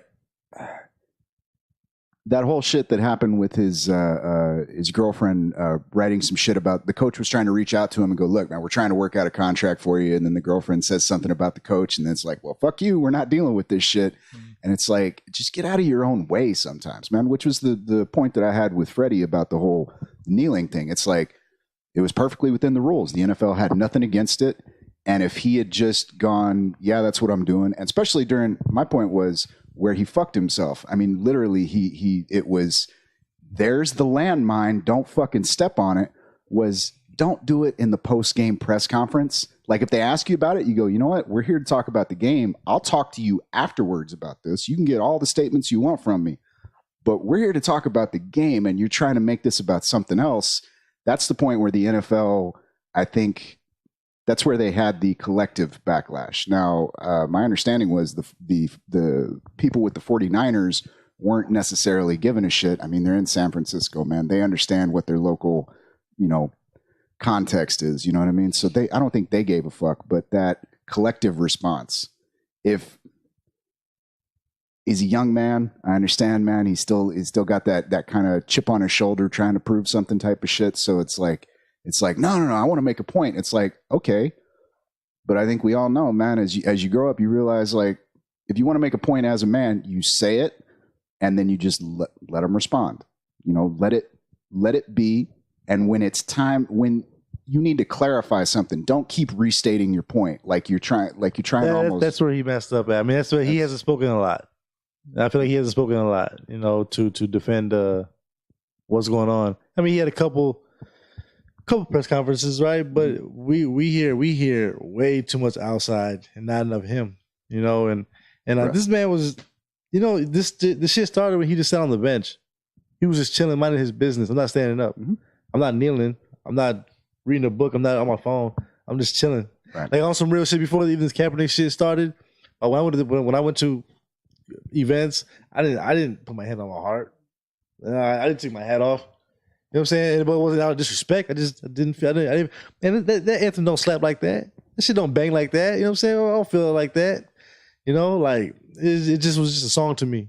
You know, I'm not just. I don't look bad towards the military. You know what I'm saying? I didn't even know the third verse was about a slave. You know what I'm saying? Till I got woke. You know what I'm saying? Until it's like, oh, they pointed this shit out. Like, oh, I didn't know that. Let me do my research. Okay.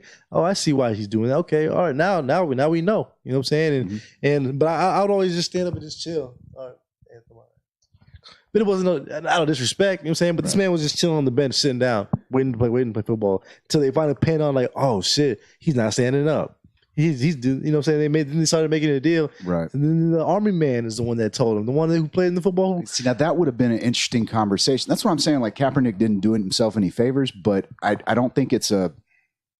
Because again, he wasn't the only one doing it, man. But the Army guy is the one that said, "Hey, man, you know, maybe kneeling would be the way to do it." Yeah, because he's like, "You're getting this backlash. Why don't you try this? Well, here's a suggestion." And Kaepernick's like, "Oh, you know, you're right. I don't know Kaepernick like that, but my thinking from what I've seen, he said, you know what, dude, you're right. I'm gonna respect the military. I'll just take a knee then." You know what I'm saying? That's just, hey, cool, all right. I'm still not gonna stand and do it for the flag, but. I respect what you're doing, so cool. And he did that, and it becomes a problem. It's a problem, you know what I mean? So, well, that's the thing, though, man. At the same time, the whole way through, while all this stuff was going on with him, there were a lot of other guys that were doing it. But the thing was, they did it, and it's like, I'm gonna say what I'm gonna say, and then we're gonna move the fuck on with our day. And he just seemed to kind of wrap himself in it, which is like. All right, like people have pointed out, this whole risk everything. Risk what, motherfucker? You have $1 million contract. What are you risking? I mean, literally, what are you risking? The risk was you basically trying to force a conversation into the place where it's like nobody needs to have that conversation in the NFL. Well, now you sound like Dak Prescott. And I don't like Dak Prescott. I haven't heard Dak Prescott's statements. All. Like for some reason, I don't really fuck with Dak or Zeke really like that. Mm-hmm. But they asked him about the anthem. You know what I'm saying? This year before the season started, and he was like, "Oh, there's not a time. I mean, I'm gonna stand. Jerry wants us to stand, basically." I'm gonna show my feet. I'm gonna stand. Basically, and the funny thing was, Jerry Jones came out and kneeled with the fucking team. But Jerry switched and said, "Everybody, if you're a Cowboy, you're gonna stand for the national anthem." Well, it's business, man. That was all money choices. But Dak was like, "I don't think the football field is the place to be doing that shit." Like, really? You know what I'm saying? So Rosa Parks, when she sat in the back of the bus, or when she sat in the front, it wasn't the time and the place. Like, it wasn't the time and the place for her to. She's like, oh, you know what? Oh, it's Tuesday? Nah, not today. I'll do it another day. You know what I'm saying? I'll push back on you a little bit on that comparison, just because that's the place where it was happening, man. Like we can. But we're talking about sports now. Like the Cowboys. This is the America's team, and what's a good platform? The football. Everybody watches football. Everybody watches the Cowboys. You know what I'm saying? And that's the reason as to why I push back so much to the people that counter with the argument, the football field is not the place to do it. Because, if you want to protest that, do it at home. And it's like, what the fuck impact is that gonna do if I fucking? I'm supposed to make you uncomfortable. You know what I'm saying? Yeah. That's what the person's for. And I'm gonna push back on that. I mean, I get it. I get what you're saying. I'm supposed to make you uncomfortable, but what I mean is, to me, it's not so much of making. To me, it's not so much about making somebody uncomfortable as much as it is making my point. My point is that if I kneel here in my house, other than you two motherfuckers, nobody else is going to see me. So then I'm really not making a point. Because it's easy, and a lot of people don't like when I use this comparison, but it's very easy to be patriotic, quote unquote, when nothing is against you. But it takes real balls to stand or kneel for what you really believe in front of the world. You know what I'm saying? Even I know you're not a strong Christian believer. From previous conversations, I get the idea that you believe in God and so on and so forth. Even Jesus said, if you deny me before the world, I will deny you in front of my Father. That's what he meant. He just meant, if you're not proud of me in front of them, I'm not going to be proud of you in front of my Father. Meaning, it goes back to the same thing. If, like, this is what I believe in, dude. If you're not strong enough to stand in front of adversity because of what you believe in, then I mean, what's the point? It's like shit that people say on the street. Everybody's a real gangster until real gangster shit happens. Then everybody's like, oh, never mind. Yeah. I didn't say that. That's right, not what I meant. But on that same thing, how many motherfuckers have you run into that want to be fucking hard 24/7? And it's like, dude, this ain't the time for it, man. Yeah. Like we're at a kid's birthday party. What the fuck are you doing? Yeah. It reminds me of a Cat Williams joke. You gangbanging on bacon? Oh yeah, yeah, I remember that. It's 9 o'clock in the morning. So true. But my whole thing is, you have to stand up and make a point when it matters. Again, me kneeling at home, me turning on the TV, watching the game, and kneeling in front of it. Nobody stands at their house and does that. Nobody stands up. No, and you know what I mean? What I'm saying is, even if I did, I'm doing it for nothing. I'm not proving a point because of the simple fact that nobody can fucking see me. So there's no point to be made. So that's what I tell people, that like that shit. It's an invalid argument. You know what I mean? Well, all right, man. And granted, this is an overgeneralization, but who's getting shot at football games? Nobody. But that's not the point. The point that's another thing. Well, hold on. Which point are we talking about? The point that I'm making is the whole point. The reason as to why these people are kneeling is to protest police brutality. Mm-hmm. Goes along with, which is what I was gonna say, that there is no longer equality in this country. They're really. I mean, they say that there is, but well, I think you're looking at that backwards, man. Because we're getting closer to equality. It's not like we were at some magical place where we had achieved social equality and then like we deteriorated. Like we're getting better, man. Mm-hmm. I mean, granted, now in our lifetimes that may be more and more incremental, but by the time we were born, shit had gotten way farther. No, well, I get that. Thank God you said the last part, because I was about to fucking. But thank God you said the last part. But I get it. We made progress. I'll give you an example. I feel we made progress from the 60s this way. Mm-hmm. But right now, do you think we've lost progress? Yes, that's what I was. How so? It feels like from 2018, it feels like we've begun to slowly move backwards. Well, look, man, I think about it like this. People, like, they want to bring up, like, every time the subject comes up, they want to bring up Chicago. Like, oh, what about the black on black crime in Chicago, 400 people in a month or something like that. And it's like, do you know the history of Chicago? I mean, like, seriously, that's not a nice town when you want to talk about violence numbers, man. That has always been a rough fucking neighborhood. But that's something that, and see, I can agree. I can kind of slightly agree with you on that, because I'm going to say this. I don't believe on black on black crime, and I don't believe on white crime. I don't believe on brown crime. I'm going to tell you why. Because depending on where you live and where you're at, whatever or whoever is around your environment is what you're going to kill, if you're going to kill. So this is my point. It's very simple. if you live around a bunch of single moms and shit's fucked up, and single moms are mad because they're single, whatever the case is, but you live around single moms and, single moms are going to get killed. If crime exists there, you know what I'm saying? Because crime exists everywhere. But if that particular area is saturated with crime, I mean, those single moms are going to get killed. Same thing, kids. Kids can get killed because that area is saturated with crime. Point blank period is that you're gonna kill if you're gonna be violent.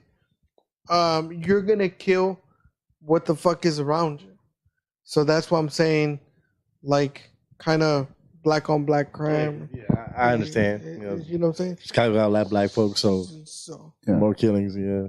So there's killings in South Carolina of a bunch of white folks too. Yeah, I get it. exactly. Exactly. Yeah. Well, that's the thing, man. Is we're having this conversation. I mean, as a nation, as a society, we're having this conversation based on this number, and it's like it's a fucking gestalt, man. One, it depends where you are. Two, it depends where like look, we can live in the same city, but we here in McAllen, man, there are some beautiful fucking neighborhoods that you'd never get your car broken into, and then there are some places where you don't go at night. Yeah, and it might just be a block. For real? Yeah, there are a couple spots. I want to go. I'm trying to find the hood here. To be honest, it's been shifting for years, man. I know guys who are like, "Oh, dude, when you come to my house, be sure to ride right now." I've always wanted just like, yo, what's the hood here look like? You know what I'm saying? Like, what? It's now. Not like right now, it's not that bad. When I was growing up, it was. That's what I was getting to, man. Things are constantly changing, man. The bad spot is always shifting. But I mean, it's still shady. Like it's still like if you pull up right now, like they know you don't belong there. Like just and they don't even need to see you. They know your vehicle. Like they know the vehicles that come in and out. So like like you'll get that, you know what I'm saying? Like you'll get that look, you'll get, you know what I'm saying? So that's why. But so I've always been the type, all right, cool. We talk about it. But how do you fix it? And this is what I preach to people. I just feel that the number one, these conversations are not being had with kids, with you, with us in schools. It's just not happening. That's one thing. That's one thing that needs to happen.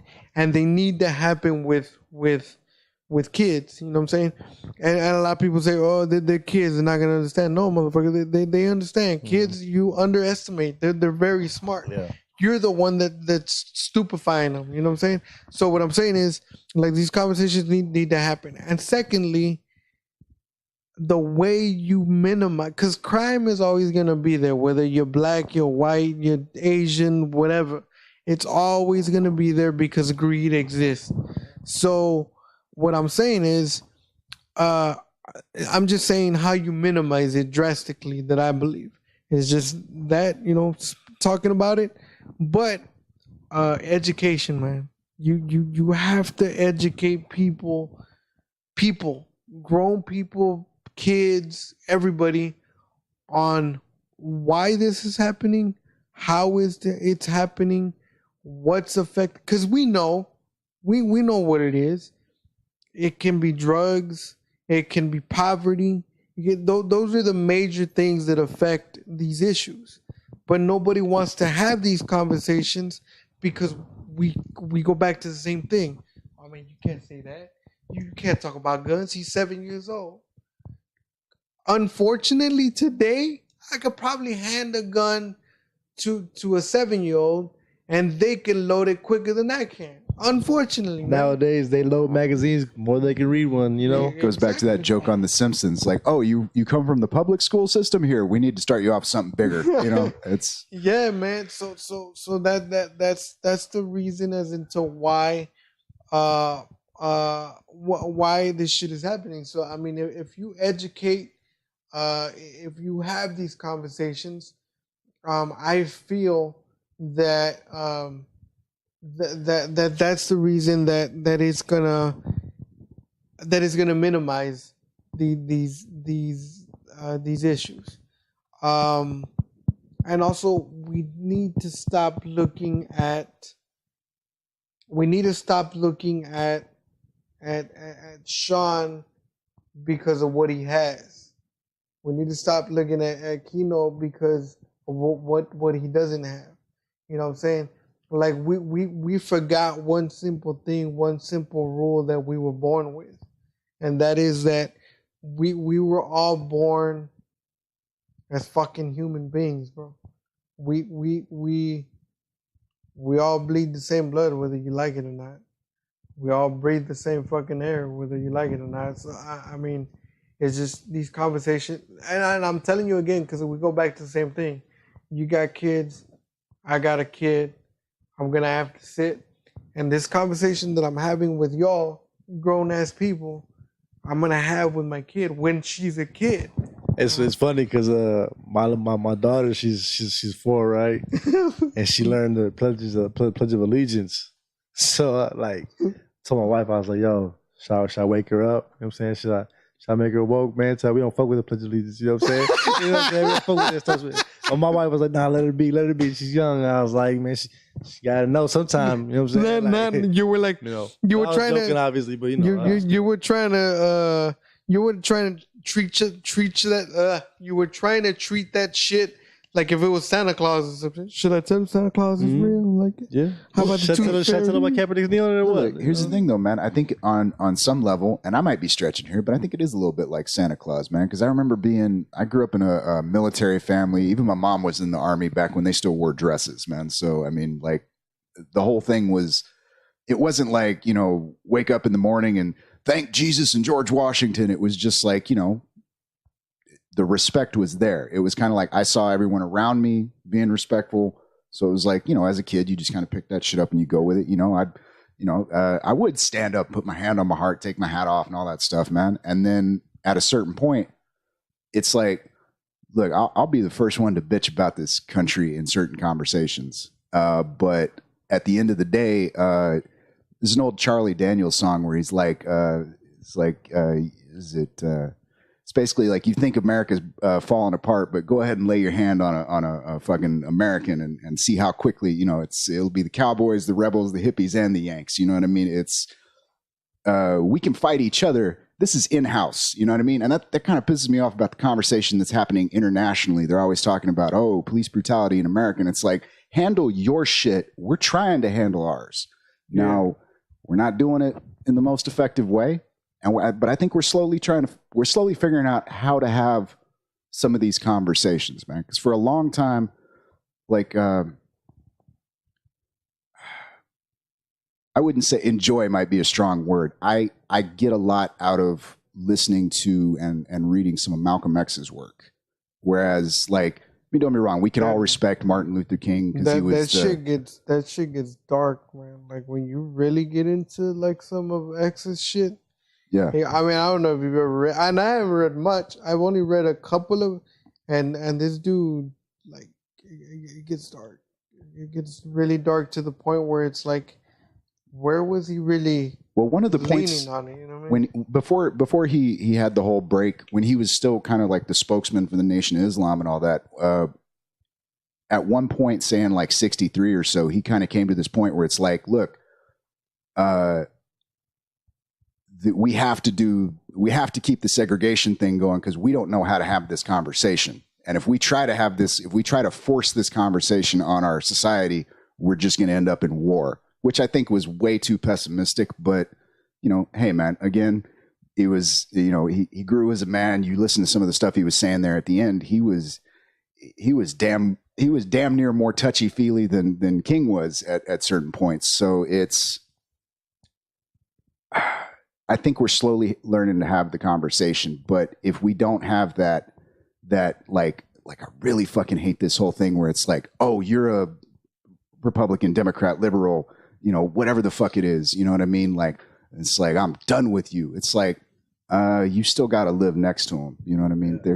They're still there. They're still, it's like family. It's like, I love you, but fuck you. You know what I mean? There's got to be that cohesiveness there, or we're never going to get anywhere on the conversation. You know what I mean? Yeah. So as Freddy points out, we're all human. So if you start treating the other motherfucker like a monster, well, you got to kill him then. Do you want to kill him? Because that's the next step. Exactly. So real quick question. I'm gonna run some shit by you, and all you gotta say is guilty, not guilty. O.J. Simpson. Guilty. Michael Jackson. Not guilty. Why? Man, Michael's not, man. I don't know. I just don't believe Michael would touch them kids like that. I don't care what the reports say. You know what I'm saying? Like, hey, the kids were sleeping in the bed with him and shit, right? Yeah, that's kind of tough to look past, but. Hey man, that's weird though. I think he was giving him the wine, but I don't think he was touching him, man. I think he was trying to be like the cool kid, you know. It's like ooh, that's a grown ass man. That's emphatic. Dude, that's a grown ass man. I'm not saying Michael wasn't broken, man. Michael Jackson was clearly that whole thing with his dad and the way that family got treated. I mean, man, I don't know. I don't think. Now, well, I'm gonna say I feel he's guilty and he got away. Cause ain't no way in hell 27 motherfuckers are gonna say the same exact story about you. A lot of people were saying stuff, right? Where do you get the number 27 from? That's what. As far as I know, there were 4 accusations that made it to the point where it almost went to. No, wasn't there like 13 or 14 kids in their? What did Macaulay Culkin say? What did Macaulay Culkin say? To be fair, that motherfucker ain't exactly right stable. Okay, dude, you want to trip? Watch that interview he did on Rogan's podcast, and it's like it's new. It's newer. Or it's newer. Within the last couple months. Oh, okay. Yeah. So he's weird on there. Yeah, man, he's a little bit of a weird dude, but it's that same thing, man. Of like you take a young child and you just like you're the superstar. It's but on that, I think it's just also, and this ain't even a joke. It may come out funny, but I honestly do think it also has a lot to do when you do cocaine for all those years, man. It's not gonna have a positive effect on you, man. So I think with cocaine, I think that has a lot to do with it. But anyway, I feel he's guilty. Not that many motherfuckers are gonna say the exact same story about you. So that's all the fuck I'm saying. Well, this is why I do believe that he was probably giving the kids a little bit of wine or something. I mean, I don't think he was drugging them. I think it was more like, here's the Wonderland. Do y'all want to play? It's cool. We'll have a sleepover and shit. Yeah, that's what. It's like junior high kids, sharing a beer. It's like, okay, I'll take it that far, but I never got the impression from him that was, honestly, if anything, he seemed more asexual towards that point in his life. I mean, you go back and look at the 80s, he was definitely out there doing his fucking thing, man. Yeah, I mean, there's a bunch of stories about him, and Michael left with a limo full of fucking chicks. It was just a weird shit with him from the childhood, probably. You're right. Yeah. And with OJ, when you said guilty, he did it, right? What pisses me off, and it always pissed me off about OJ, is this dude's gonna get away with murder, and then he's gonna go and write a book and title it "What If I Would Have Done It." Bro, man, fuck O.J. Simpson, man. Like, did you watch the documentary on ESPN? Like, they had that eight part shit. Nah, and it took me about 6-7 months to watch that shit, man. Because I got so much shit on my DVR. Me and my wife, saying watch it, but we always like, you want to watch the OJ shit? We're like, man, it's too long. Nah. So I finally watched it by myself. I'm full of laundry. I watch 15-20 minutes of it. It turns into like 30 minutes. I'll go and do something else. Come back and keep picking it up, right? Yeah. Oh yeah, man. Fuck OJ. He wasn't down for us. I didn't know that. Like, I didn't know that. He was in the 70s playing football. I was born in the 80s. So I know how good he is. My pops loves OJ. But I really got to know OJ in that 8-hour documentary. He didn't like black folks, man. He didn't relate to us. You know what I'm saying? He was trying to keep us at a distance. You know what I'm saying? Kind of some Tiger Woods shit. Tiger Woods said, I'm not black. I'm just Tiger, basically, or some shit. Like, I'm like, nah, man, you black, brother. They look at you, you're black. And you be treated like a black person. But you want to side with them, whatever, like that. That's how OJ was. Like, he said, like, that Jay-Z shit, like, that's true. Like, I'm not black. I'm OJ. Like I understand what he's coming from. But I want to be looked at as just a person, as a football player, not as black or white. I get that, but he also like distance himself away from the black community, and then and especially in a time where we had black leaders like Kareem Abdul-Jabbar and fucking Jim Brown and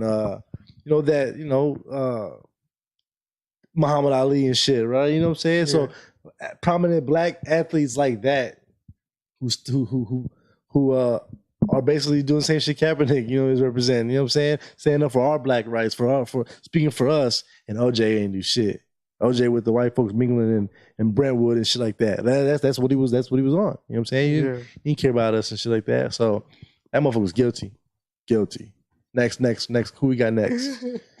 Who we got? And be honest, tie this back around to the football thing, man. You're also talking about a guy who took a bunch of fucking hits to the head, man. Like that whole violent streak that he had in the, through a large portion of his life. I mean, who the fuck knows what's going on in his head now, man? But talking about a motherfucker who got beat in the head a lot playing football, man. Which is one of the things that, like, sorry, man. We're take it back to the conversation before real quick, man. But like, it's like, the football field, you want to talk about something that's serious that needs to be talked about on the football field? How about the fact that we're paying guys millions of dollars to, literally fuck each other up, man? People, you got guys that are going home and fucking shooting themselves in the fucking head after they... But it's the same thing with boxing, man. And we look... And to answer your question... boxing has like less concussions than football in a lot of cases statistically. Yep. Absolutely. But to answer your question directly, I think the most accurate answer to that, it goes back to what I said earlier. We live in a greedy time and we live in a greedy country. This is what that means. If they see that they can make money off it, millions of dollars, honestly, they just don't give a fuck. In steps Nike and signs your check, man. There you go. So, fuck, man, I had one. Oh, but see, that one, fuck it. Casey Anthony. The fuck? Oh, man, that's random. That's not random? Well, not random, as I ain't heard that name in a while. She guilty, too. Fuck it. You know what I'm saying? All I'm saying is I lost all respect and faith in the justice system after the Casey Anthony verdict. I was like, how is that not the George Zimmerman verdict? Like, bro, like, yeah, man, like it was. You did it. It was one of those things that it was right in your face, and it's like the Rodney King. It's like that shit was literally on tape. And, yeah. No, I don't think he did it. Can we see more evidence? Man, So dude, that goes back to the conversation we had about cops, man, and like most people should not be fucking police, man. Like if you cannot, all right, if a motherfucker out of his head on PCP comes at you charging, if you don't have the mindset to just lay him down, put him in the cuffs, don't kick him when he's fucking down, just fucking put the damn handcuffs on. And you got him on camera. There were multiple witnesses. There's a guy filming from the condo across the street. Just let it fucking but it's that personal thing, man. It's like, oh, you're attacking us? Well, now we're going to show you what the fuck is up. You see the badge? That means I get to whoop your ass. Only it doesn't, motherfucker. This is another thing that pisses me off, and it's real simple. It takes 18 months to become a cop. And it takes 24 months to become a cosmetologist. So you're safely equipped to pack a gun, to hold a gun in 18 months, but you can't bring no hair though, bro. 18, you can't put no highlights in my shit. You can't put no highlights in my shit right now, bro. You ain't certified yet. I feel you. You know what I mean? So that's what I'm saying. Like, and all I'm saying is it's funny, but all I'm saying is these are the kinks per se that we need to fix in order to like try at least to turn the tide around. And a lot of people, I'm talking about the big people, the people that steal our money, the politicians and shit. They're the ones that need to listen to this shit, and this is how I feel that they they can possibly turn this shit around. You know what I'm saying? But By the way, just throw this in there, man. One of the reasons, I mean, going back and being kind of objective about it, man, I really do think the reason OJ ended up getting off on that was because there was... he had a damn good lawyer. No. I gotta say. No, the LAPD handed that shit to him. You got those motherfuckers like Mark Furman and all those guys. I mean, Furman clearly, I mean... That was a bad fucking... He was either A, a legitimately heartfelt racist, or B, just a hateful fucking human being, man. I say A and there was B. so much of that, man. I literally think the jury just went, fuck it, you know what? He may have murdered his wife, but these guys are pieces of shit. Let's fucking, you know what I mean? Yeah. We need to push back against this. And it's one of those where it's like, you walk into a situation where it's fucking... You got evil on both sides, and like you're going, no, you must support one or the other, and it's like, how about I just stand right here in the middle and call both of you out? Like let's be real fucking honest about the conversation we're having. I mean, it's not like we're not going to have the conversation, but like it's well, like Trump many times, man. We've had this conversation. I came across a video the other day where it was a comic basically saying, "Stop making me fucking defend Trump, man," because it's like I'm right there with you. Let's talk about the fiscal policy, the international, the tariffs, and the immigration policy that they were trying to push forward, and which seems to slowly be modifying. I think partially because it's getting the pushback. You know what I mean? There are people who are legitimately going in and talking about these specific subjects, so they have to. It's not just sitting back and, you know, you got the folks going, you know, Trump's a racist. Well, that's not going to change his mind on policy. Again, you call a crazy person crazy, they're just going to double down on that shit. Exactly. But if you go in and you go, no, this is going to have consequences. These are the consequences. We're going to push back on these points here. Then that's, as a businessman, he goes, okay, we renegotiate. You know what I mean? So it's like, dude, you don't have to like a motherfucker to literally work with him to try to get something done. But I think we are a little in an emotional spot right now, man, where people almost feel like they have to, you know, claim sides and raise the banner. And it's like, you know, that might get you social points with your friends, and that might let you identify who you don't agree with. But if you're going to keep screaming at them after the banners are gone and you're just in a one-on-one conversation, there is not going to be a damn thing that's going to be achieved by that. There will be no productivity in that. I mean, like I said, man, oh, he's a monster? Go kill him. You know, if that's how you really feel, go kill him. But then once you kill him, don't fucking stand up and go, I did the right thing. It's like, no, you murdered somebody, and it's against the laws in this country to murder somebody.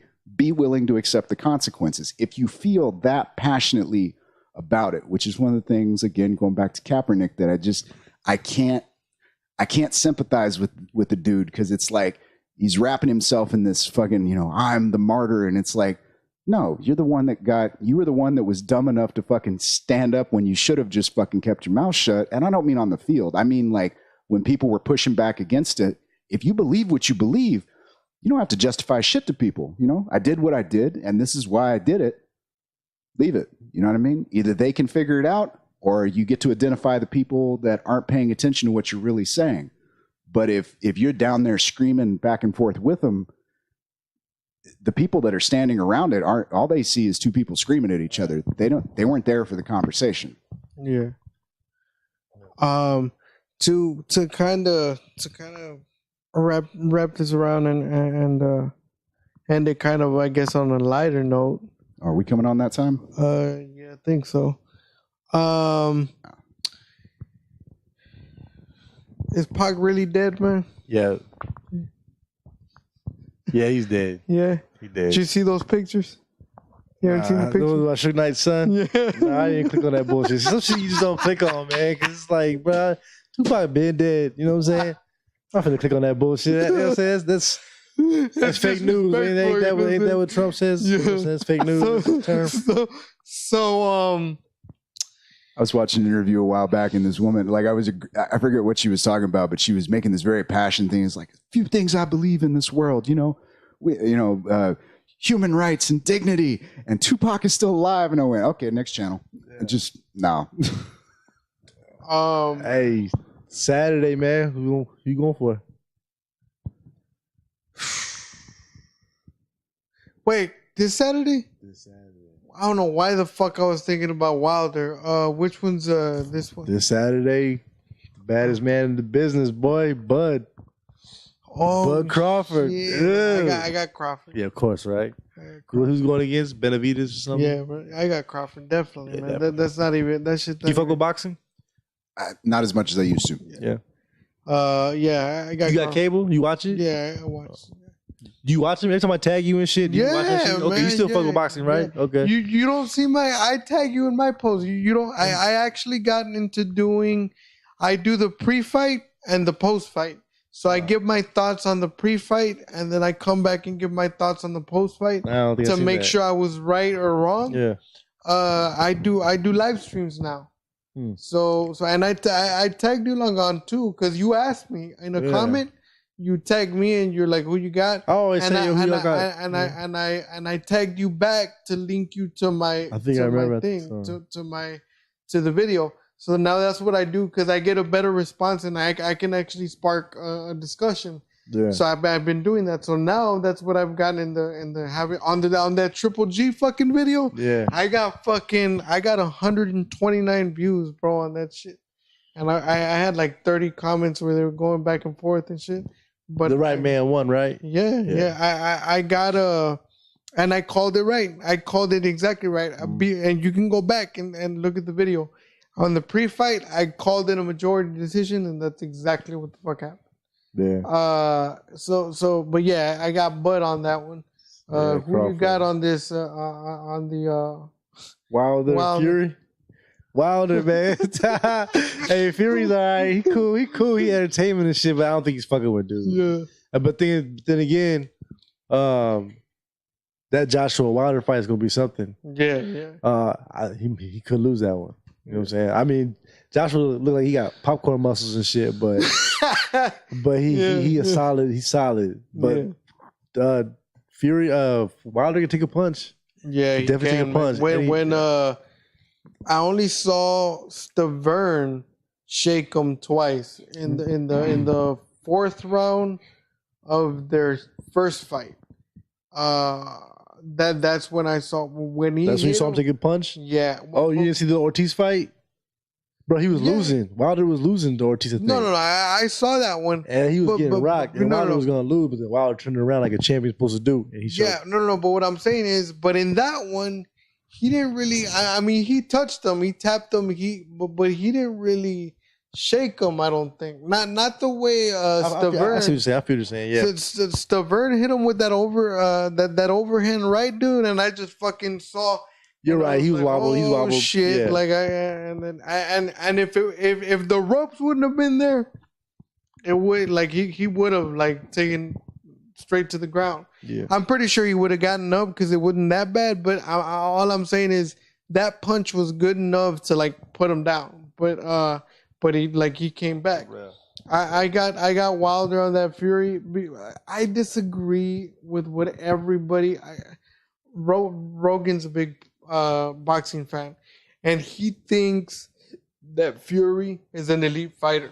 Elite? Yeah, that's exactly what he said. He don't know boxing. He said I feel that Fury is the real deal. He's an elite boxer. And I said the same. I was like, Rogan, you don't know what. Stick to UFC, brother. Yeah. You don't know what the fuck. Because I was like, he is nowhere near elite. And there's I feel from the couple of fights that I've seen from him, there's a lot of flaws. There's a lot of flaws in his defense, and there's a lot of flaws in his offense. That if somebody with experience would exploit them. Like Wilder got flaws too in his offense. Yeah, you know what I'm saying? He does. But the thing is, going back to what you said, he can take a punch. Yeah, that's gonna help him. I said, if you can take a punch from a 247-pound dude, yeah, you because I'm telling you, dude, I'm pretty sure you remember, or go back and watch the tape and shit. Well, I just told everybody how old I am. I'm talking about tape. Go back to YouTube shit and watch it, and you could see, man. You could see that overhand right, dude, and he don't flush on the chin, and you just saw that shit where you was like, but he didn't go down. So that's what I'm saying. He could take a punch. With this Fury fight, the only thing he needs to watch for is that Fury. He's not an elite fighter, but he is dirty. That's why I don't like him. He's dirty. He uses the forearm. He uses the elbow. I've seen that shit, and he never gets called on it. Well, it's probably mostly because he's fought in his country. yeah, wherever the fuck he's from. I forgot where he's from. The home cooking, yeah. Yeah. So, but he uses the forearm. He uses the elbow. I've seen that shit, and I don't, veteran tactics and shit. You know, I don't like him, but whatever, you know. Yeah. But that's the only thing that he needs to watch out for. I also do feel that Wilder has more stamina, because people say, "Well, look what he did. Look what Fury did to Klitschko." I was like, "Yeah, dude, but Klitschko's fucking 44 years old, I think, or 43 years old. You're not gonna compare. This dude's my age. You know what I mean? Or I think." Oh, yeah, he's my age. I was going to say, I think he's younger. But no, he's my age. And I mean, you're not going to compare to that shit. So, yeah, I got Wilder. I need to go back and watch Fury fight. I don't want to say a knockout yet. But let me go back and watch. Like I said, I'm going to do one of those videos. And on those videos, I'll figure it out. I need to go back and watch the Fury fights more. And then I can determine if it'll he get knocked out. Fuck it. Yeah. I think he's gonna get knocked out. I think so. I don't think Fury's gonna. I don't think he's tight like that. Nah. Do you think it's gonna be? Do you think Fury and Wilder is gonna be like Mayweather and McGregor, or you think it's gonna be more competitive? It's competitive because they're both boxers. You know what I'm saying? I mean, Joe Rogan. Only thing. Joe Rogan was right about that sentence was that he's a fighter. You know what I'm saying? He's a boxer. He's not elite, but he's a boxer. He knows how to box. Yeah, boxing his whole life, so it's gonna be competitive. And I will give him that. Like he for a heavyweight and for a dude his size, because he's a big motherfucker. He's good at slipping punches. Again, for a heavyweight, I've never seen a heavyweight slip punches like him. Tyson was smaller in stature, and it's a lot easier to slip when you're smaller. Yeah. This dude's huge. He's 6'7", I think 6'8". So it's gonna be a good ass fight. 6'7", 6'7". They both tall as shit. So and that's the only other thing that worries me a little bit about Wilder. That Wilder's used to punching down because everybody's been shorter than him. Yeah. I don't think he's used to punching straight across, you know what I'm saying? So I'm curious as to find out how that plays out. But I got Wilder and I got Crawford. Real quick, what do you think about Mayweather Pacquiao 2? Give it a go? I mean, I'll still watch it, but Mayweather gonna win. Mayweather gonna win again. You know what I'm saying? Like Mayweather's my guy. The way it's gonna work out, I believe what are we? We're in October, right? It's October 10th. Yeah, October 11th. I believe in November, Mayweather's going to fight again in Japan against some Japanese guy. That's going to count? He's going to be 51-0? Yeah. Okay. It's going to be a professional fight, but he's going to fight in Japan. He's going to use that supposedly as a tune-up fight to fight Pacquiao, I believe. I don't remember if he said in December, because it's going to be already. It's going to be a quick turnaround, either December or January. January of 2019. It's going to be the Pacquiao and Mayweather fight. Well, one fight I'm not looking forward to is the Canelo fight. His next fight. Who's he fighting? This motherfucker fighting somebody named. Oh, Rocky that's somebody. true. Rocky, Yeah. Somebody, some bum. You know what I'm saying? Yeah. Like, I mean, I don't know if he's a bum or not. He's undefeated and shit. But it's like. But we ain't never heard of him. Exactly. And it's for a vacant title. Like at a 168 or some shit like that. And 168? I think it's 168. That's cruiserweight. So that's probably fighting a cruiserweight then. Kind of doing some Roy Jones shit then. Remember Roy Jones slipped the heavyweight, knocked out Ruiz or fought Ruiz, and then came back down. Said, "Y'all, I'm a heavyweight. I want to change." That's probably what he's doing. Because Canelo. By the way, just to put it in perspective, Roy Jones been the only man to do that, to fight from lightweight. I think he was because he was never a featherweight.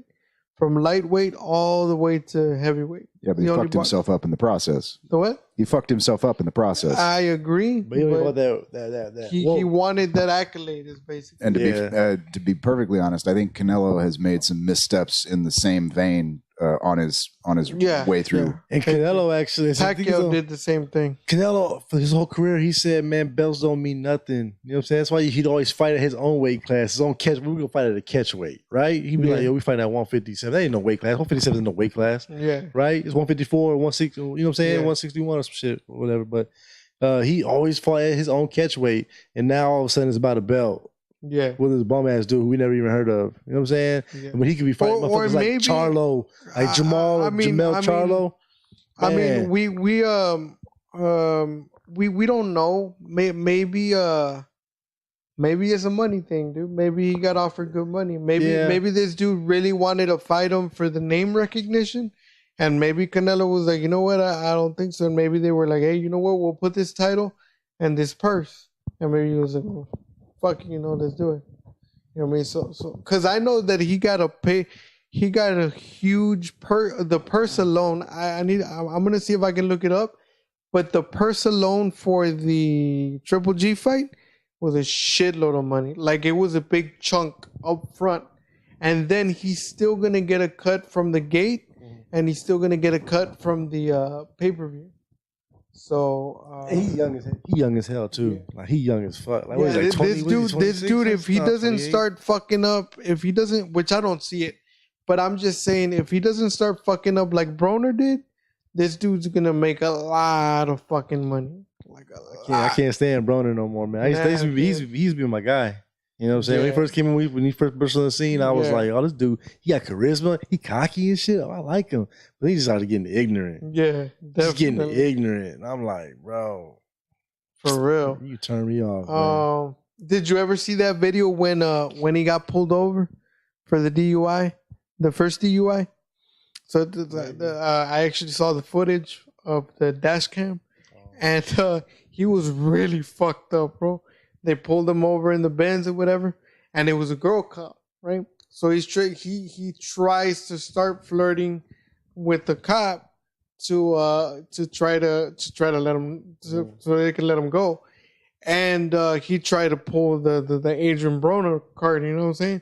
So he's talking to the girl or whatever, and it's like, oh, come on, man, and this and that and whatever, and then he said, and then he got mad, and he flipped and he got mad, and he was like, do you know who I am? Like, do you know who I'm talking to? You know who I am? And the chick was literally like, she was like, no, I don't know who you are. And then she had his license already. She's like, it says here that you're Adrian Broner. He's like, yeah, do you know who Adrian Broner is? And it's like, no, and she literally didn't know who he was. And then he calmed down again. And then he was like, do you know who Muhammad Ali is? And she was like, yeah, and you're not him. Shit. She treated his ass, huh? Damn. Yeah, man. And he took his ass to jail. Damn. Yeah, man. So. Yeah, but Adrian Broner, he about that life though. Like, he on some hood shit for real. Yeah. He riding around in cars with bullet holes in them. He's for real. But yeah, man. I just don't like his attitude and his. Yeah, sometimes you just gotta, like you were saying earlier, sometimes you just gotta grow up and let that shit go, man. Like I have a past. I'm pretty sure you got a past, but it's a couple years back, man, that I learned that you like.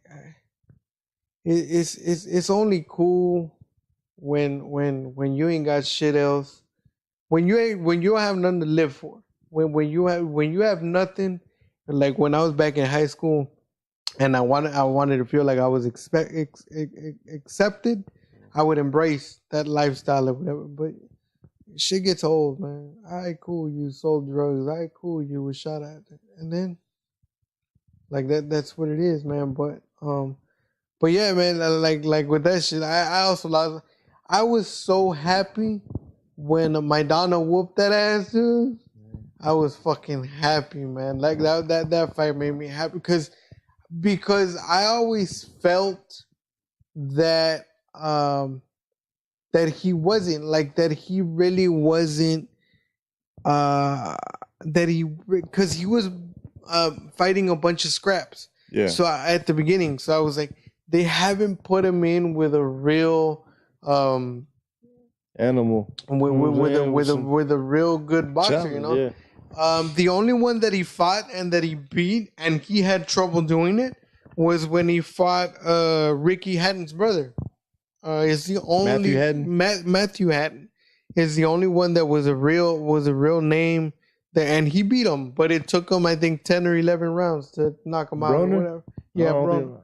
So yeah. But I mean, other than that, I was like, nah. I was like, this dude is just not gonna. And then he fought Maidana, and he got. I actually heard that he's fit to fight Floyd. Like I heard Pacquiao and Floyd too, but also heard who said it? I think it was like somebody in the weight class, Spence or somebody. Yeah. Was like, why is yeah, I can't remember who it was, but it was Floyd versus Adrian Broner, and I was like, ain't nobody trying to see that shit either.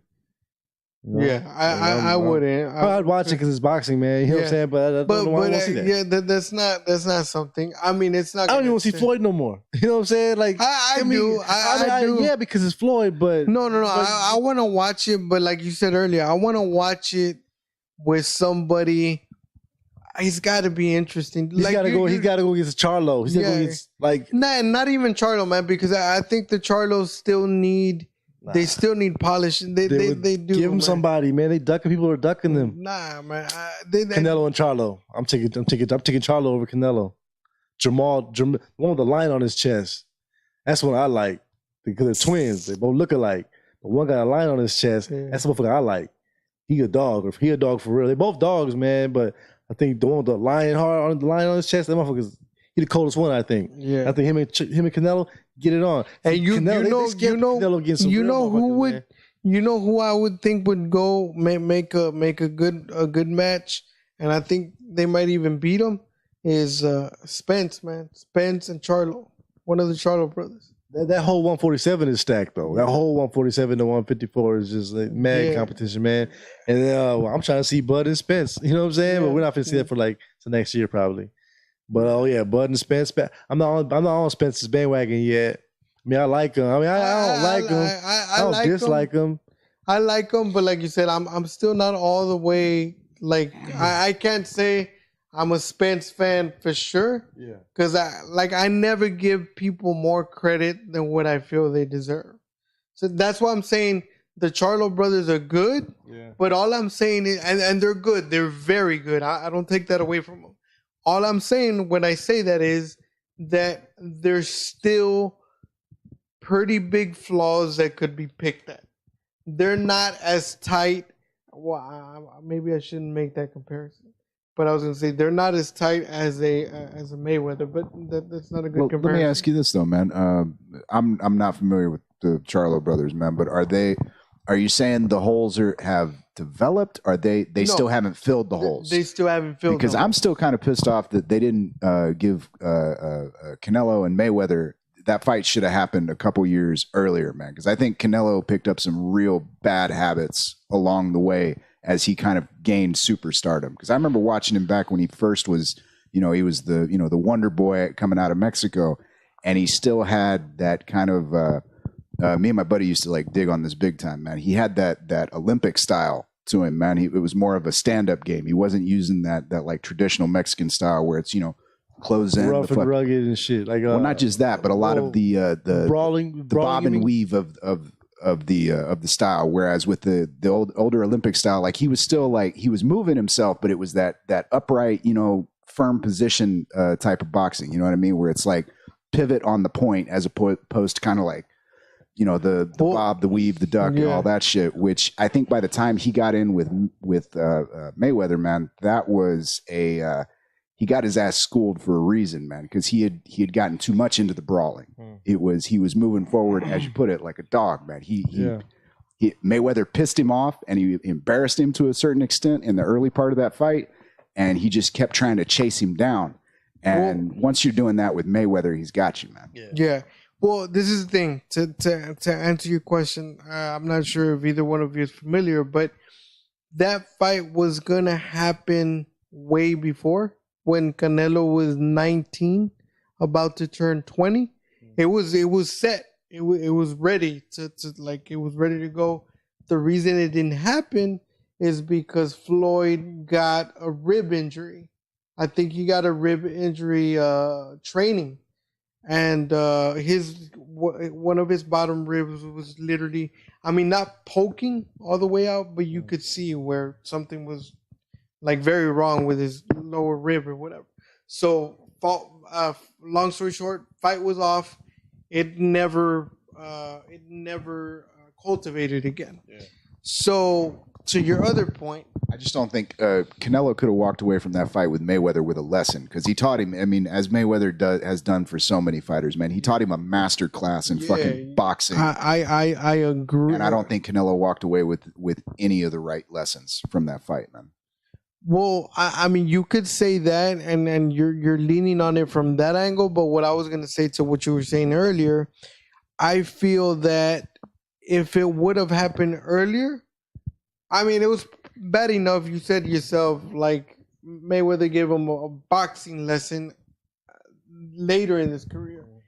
If he would have fought him at 19, dude, Mayweather would have fucking destroyed him. Like, right, but I mean, humiliating. But would Canelo have walked away from that fight a better boxer? Which is why I'm saying, at 19, like you're saying, he shouldn't be fighting these other guys, or those guys shouldn't be looking to that fight yet. Yeah, I'm saying maybe that's the fight they need, man. You know what I mean? Sometimes I see what you're saying, because it's not like, I mean, yeah. don't get me wrong, Mayweather can beat the shit out of a motherfucker. But more often than not, man, if he can get away with just like literally outboxing your ass, he'll fucking do it, man. Yeah, exactly. Yeah, his point was to hit, not get hit. You know what I'm saying? That's all. And he said that from the beginning, the beginning of his career. That's he said that is what my dad taught me, and that is what I stuck with, and that is what has gotten me to be a 20-time world champion. You know what I'm saying? Yeah. So if it works, why am I gonna like not stick with it? Which I agree with that as well. That's why Mayweather's still a fascinating motherfucker, and Pacquiao, not so much, man. Well, because Pacquiao started making bad decisions, but he was Bob Arum. Yeah, you know what I'm saying? He's with Bob Arum. I wish Bud would get out of Bob Arum too, man. But yeah. I don't know. But they're coming up, man, and I feel as they go, these young ones, I mean, they still got a lot to learn as far as the business and everything. It's just gonna depend on how quick and how early they learn, as into, oh shit, you know, it's better to break off on my own. But if I break off on my own, I got to do this and this and this and that and the other, and so on and so forth. Like, so the quicker they learn the business, the better is gonna be for them to like break off and go on their own or whatever. But yeah, you had another question you asked me. You said Crawford and the other guy, and I told you Crawford, and then I chose Wilder over Fury, and you asked me about somebody else. I think it was just Canelo. I think it was Canelo on that. The Rocky guy. Oh, okay. Yeah, I got Canelo on that one. There's no major fights coming up this year. Other than Wilder. That one and Daniel Jacobs, he's fighting this month. October 18th, I think next week. He's fighting somebody. I forgot who it is, but undefeated, but he's probably gonna win. But other than that, man, there's no more boxing, you know what I'm saying, on HBO. You saw that, right? Yeah. They're gonna pull that shit next year. They pulled out of their boxing contracts and stuff. I saw that because they lost a lot when Showtime got full ownership of CBS, or somebody correct me if I'm wrong, or CBS got full ownership of Showtime. Either or, they got full ownership, and that's when they became a giant, and they started swallowing up all the fucking content. So that's the reason that HBO, and then HBO came on too late with the streaming service. So that's another thing that that killed them. Yeah, now they got it, but I mean, too late. So yeah, man. That's where I stand with that, and I was gonna tell you something else in regards to that, but I forgot. You also had some shows. Oh yeah, to let's switch subjects completely. Yeah. Let's be self-promotional. Yeah, we can do that. I actually, because I think last time I came, I don't think I had anything to promote. I just promoted myself. You know what I'm saying? Right. I think right. But actually, I do have a new song out. You know, it is called 100 Grand. Yeah, it's just basically about, you know, how if you feeling like a, you know, Jay-Z said you feel like a pimp, brush your shoulders off. You know, anything along those lines. You know what I'm saying? You feel like 100 grand. You feeling good about yourself. You know what I'm saying? You ain't worried about what the haters are saying, what the naysayers are saying, what the critics are saying. You know what I'm saying? We got our middle fingers up, saying fuck them, doing us. You know what I'm saying? So, you know, you my man in 100 grand. You heard that saying before. You know what I'm saying? So that's kind of what it is. You know what I'm saying? If you got haters, you doing something. If you ain't got no haters, you ain't doing nothing. You know what I'm saying? So. That song is out on SoundCloud. You know what I'm saying? Keynote G's, KEYNOTEGZ on SoundCloud. And then I have a video to it. The video came out last week, 2 weeks ago, and it was actually, the video is dope. It's not even a video like with a story or something, you know, like a clean ass video like Psychosis. I don't know if you know who Psychosis is. His name is Mo. His video is pretty dope. It's by the same guy. You know what I'm saying? This guy, my friend, he got a camera, right? And he was like, he wanted me to, he asked if I want to do a video. I said, sure. And he's never fucked with the camera before. So I was like the guinea pig, you know? And it came out great. You know, it's clear, editing, his producing, everything was dope.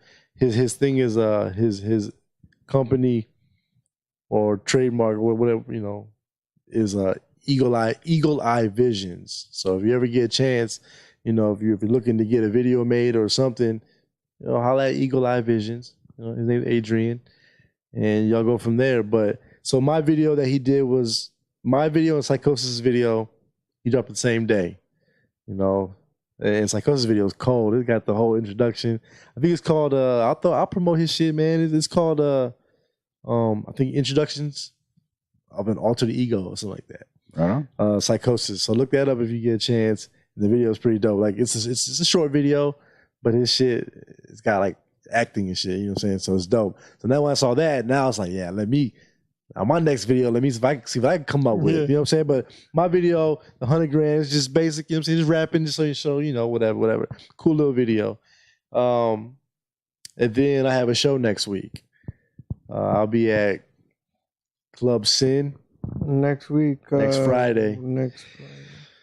Friday, Club Sin. I wish I knew who. The 19th. Yeah, I wish I knew who else was on the bill, or I would tell you guys too, because you know I always show love. Do you have the poster yet or anything like that? No. He actually asked me. John Mack asked me last night.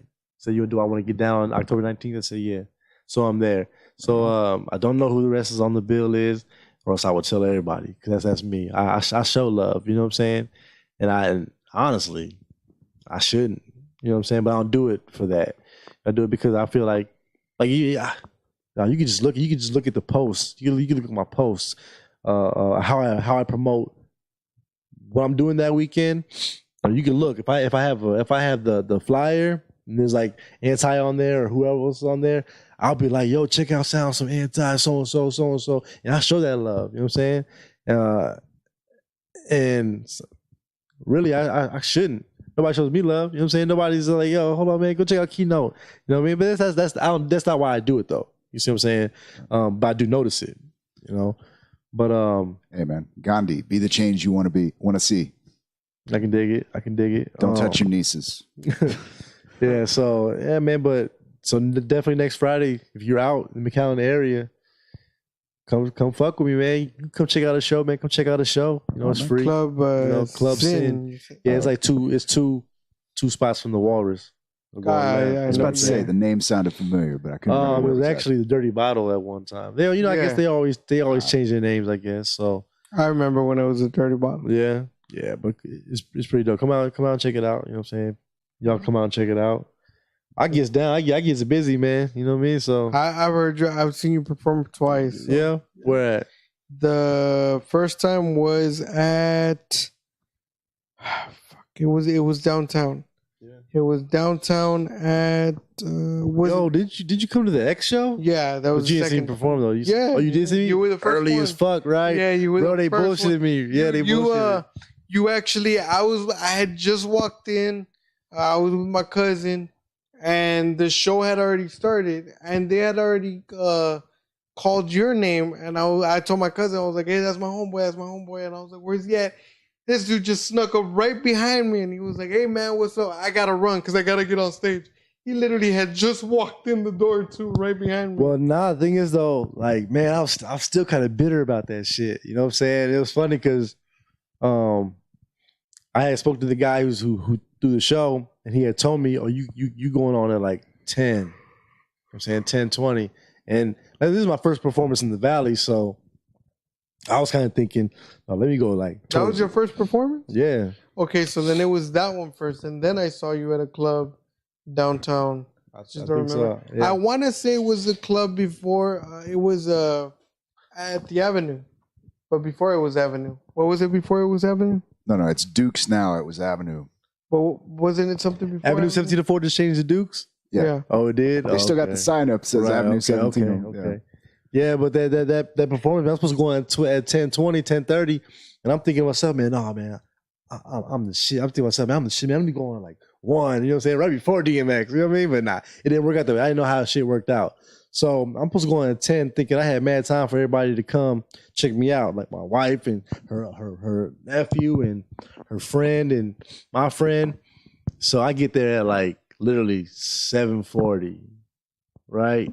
I'm thinking I'm cool. But they're like, all right, man, you about to go on 8:20. I said 8:20. And dude's like, yeah. Who the fuck is there at 8:20? Right. He's like, not the guy who threw it, but some other guy told me, all right, yeah, man, you can go on at 8:20. I said 8:20 with a surprised look. He's like, well, you could go on at 7:30. I was like, man, how the fuck? I said, how the fuck was going on 7:30? The doors are open till 8. You know what I'm saying? Like, what the fuck? I mean, like, I'm performing for nobody.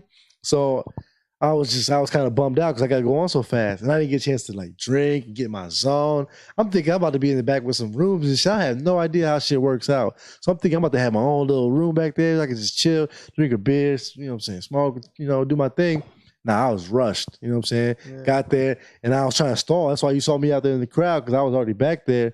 But I came to the front, like, looking for my wife, looking for where my friend who's going to record me. And I'm on the mic trying like, yo. I mean, while nobody sees me, but I'm still talking on the mic. And finally, I think I had like one beer, and I put that bitch in the trash, like standing up, so I can come back to that bitch later, you know what I'm saying? So like I had to drink a couple and put it back, you know, and I did my thing, and my throat was dry as fuck, like super dry. And I like my very first performance there, I felt like I did great. You know what I'm saying? Because it was good, man. Because when I came out, nobody, because I'm new, you know what I'm saying, to the Valley, they didn't see me. So I didn't get the response. I didn't get a positive response at first. When I walked out and started rapping, they're just like, all right, dude. All right, but halfway through the first verse, they're like, oh, okay. And that's why I'm like, yeah, I got it. You know what I'm saying? I think I can get it. And I controlled the crowd, man. They gave me a drink out the crowd. It's just so it was dope. So I put on a performance, man. You know what I'm saying? Like I really put on a show, and that's why when I invite people to come out, you know, I want them to see he does entertain. You know what I'm saying? Because a lot of people just standing there. They just stand there, just rap, just stand there, and that's cool. That's them. You know what I'm saying? Yeah. Some you got some who are off the speakers and shit, or in the other room. Like X, man. X also put on a badass. You know what I'm saying? Show, so I thrive to put on. I long to put on a show for everybody. So I definitely come out. You know what I'm saying? And show support. You know what I mean? Because that's what really sucks when there's no support. Yeah. But you get that a lot down here, man. We've had that conversation, even in the comedy scene. It's like, damn, dude, it's like, it's not, I love the Valley, but there's not a lot of support, dude. But you go to Austin, you go to Houston, dude, there's a comedy club in every corner, and they're so welcoming. On open mic nights, all you got to do is show up, man. Show up. I mean, you need to show up early because the list fills up fast. But, I mean, as long as they still got space, yeah, man, just write your name down. I mean, you only got 3 minutes to make them laugh, but, I mean, you is better than nothing. And here it's like it's just a little bit more difficult. So I definitely feel you on that.